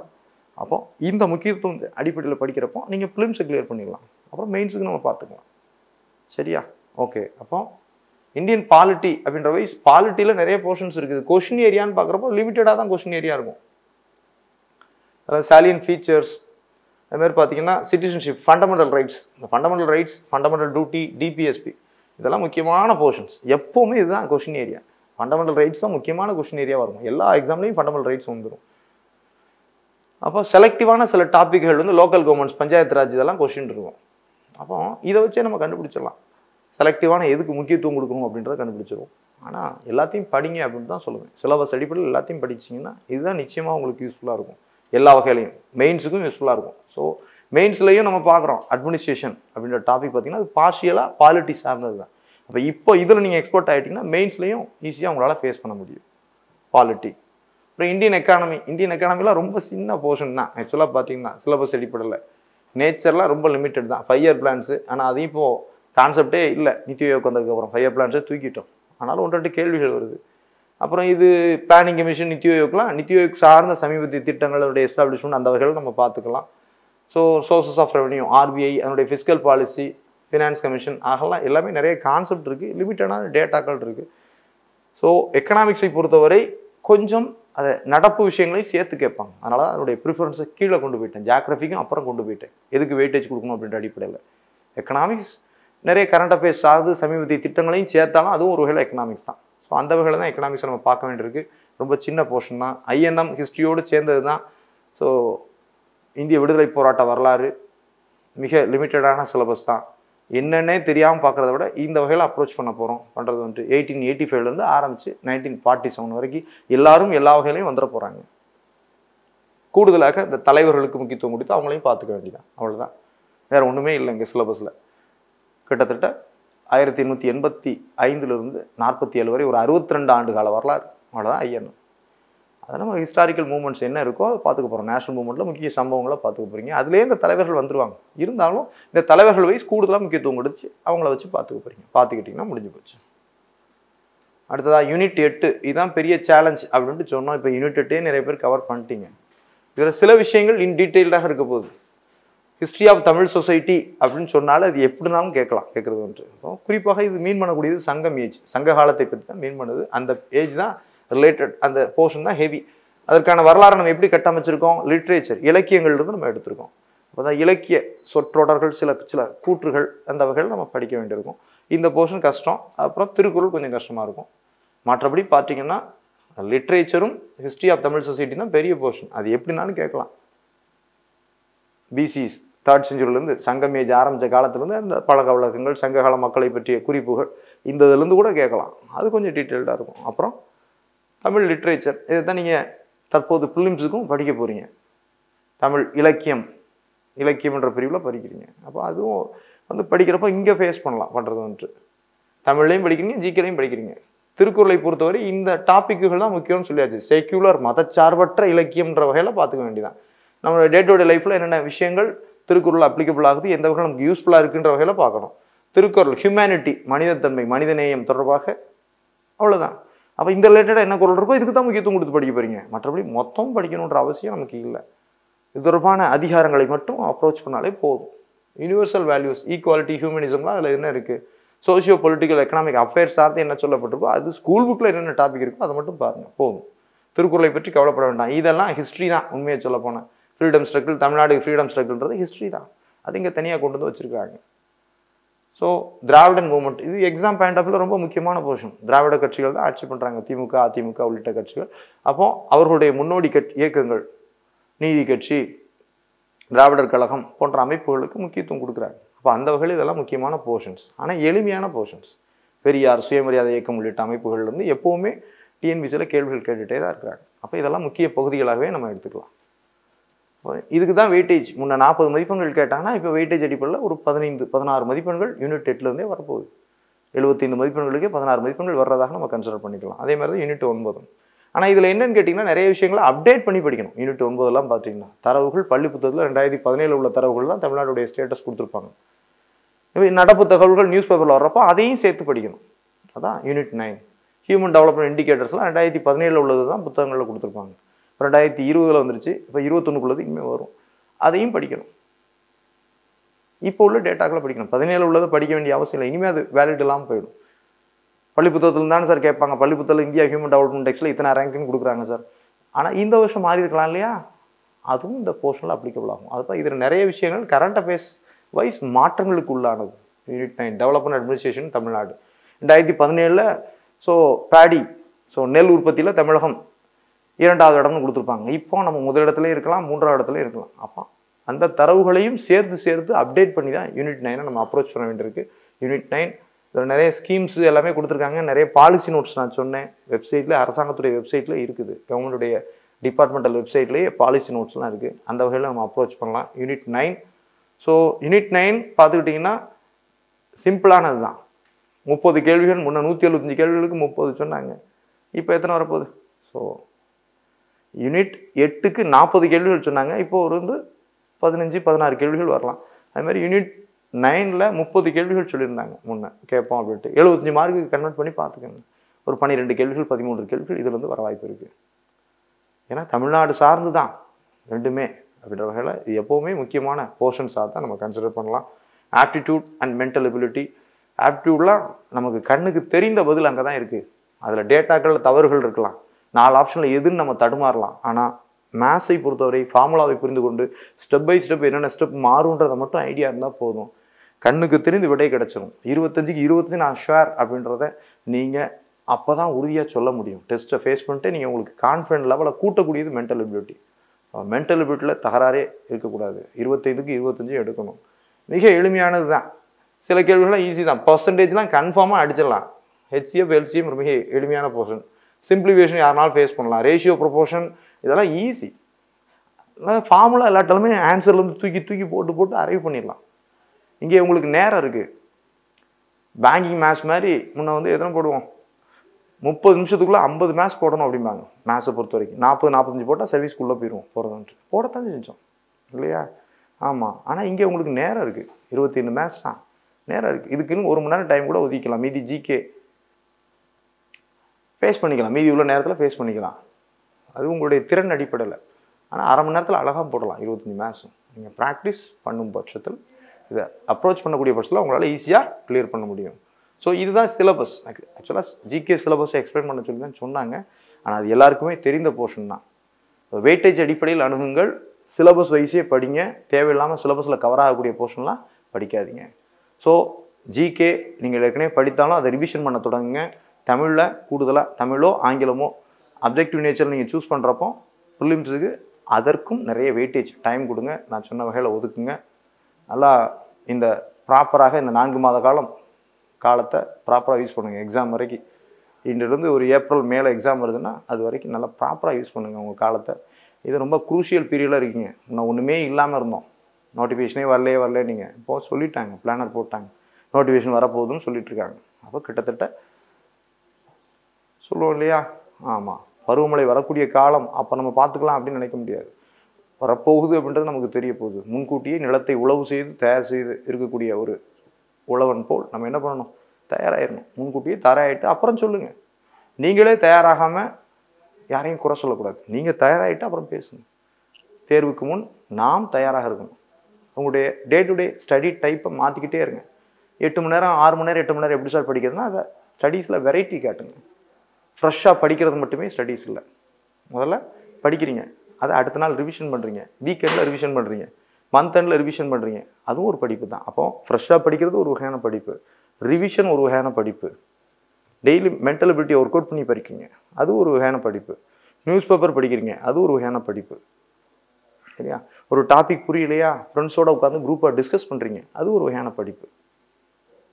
ஓல்டு கொஷின்ஸை ஒர்க் அவுட் பண்ணி பார்க்குறீங்க, டிஎன்பிசி வெப்சைட்லேயே ஆன்சர் கீன்ற பேரில் இருக்குது, அது ஒரு வகையான படிப்பு. இப்போ படிப்பில் எத்தனை வெரைட்டி இருக்குது பாருங்கள். இப்படின்னா ஒரு 7 மணி நேரம் 8 மணி நேரம் படிக்கலாமா? தாராளமாக படிக்கலாம். அதுமாரி ஒரு நாளில் குறைந்தது ஒரு 3 யூனிட்டுகள் தான் படிக்கணும். மென்டல் எபிலிட்டி இருக்குது, குறைந்தது 2 அல்லது 3 ஜிகே ஒரு டாப்பிக்கள், மேத்ஸ் இருக்கலாம், கூடுதலாக என்ன படிக்கணும், பாலிட்டி ஒரு டாபிக் இருக்கலாம், யூனிட் 8, 9 ஒரு டாபிக் இருக்கலாம், ஹிஸ்ட்ரியில் ஒரு பாடம் இருக்கலாம்.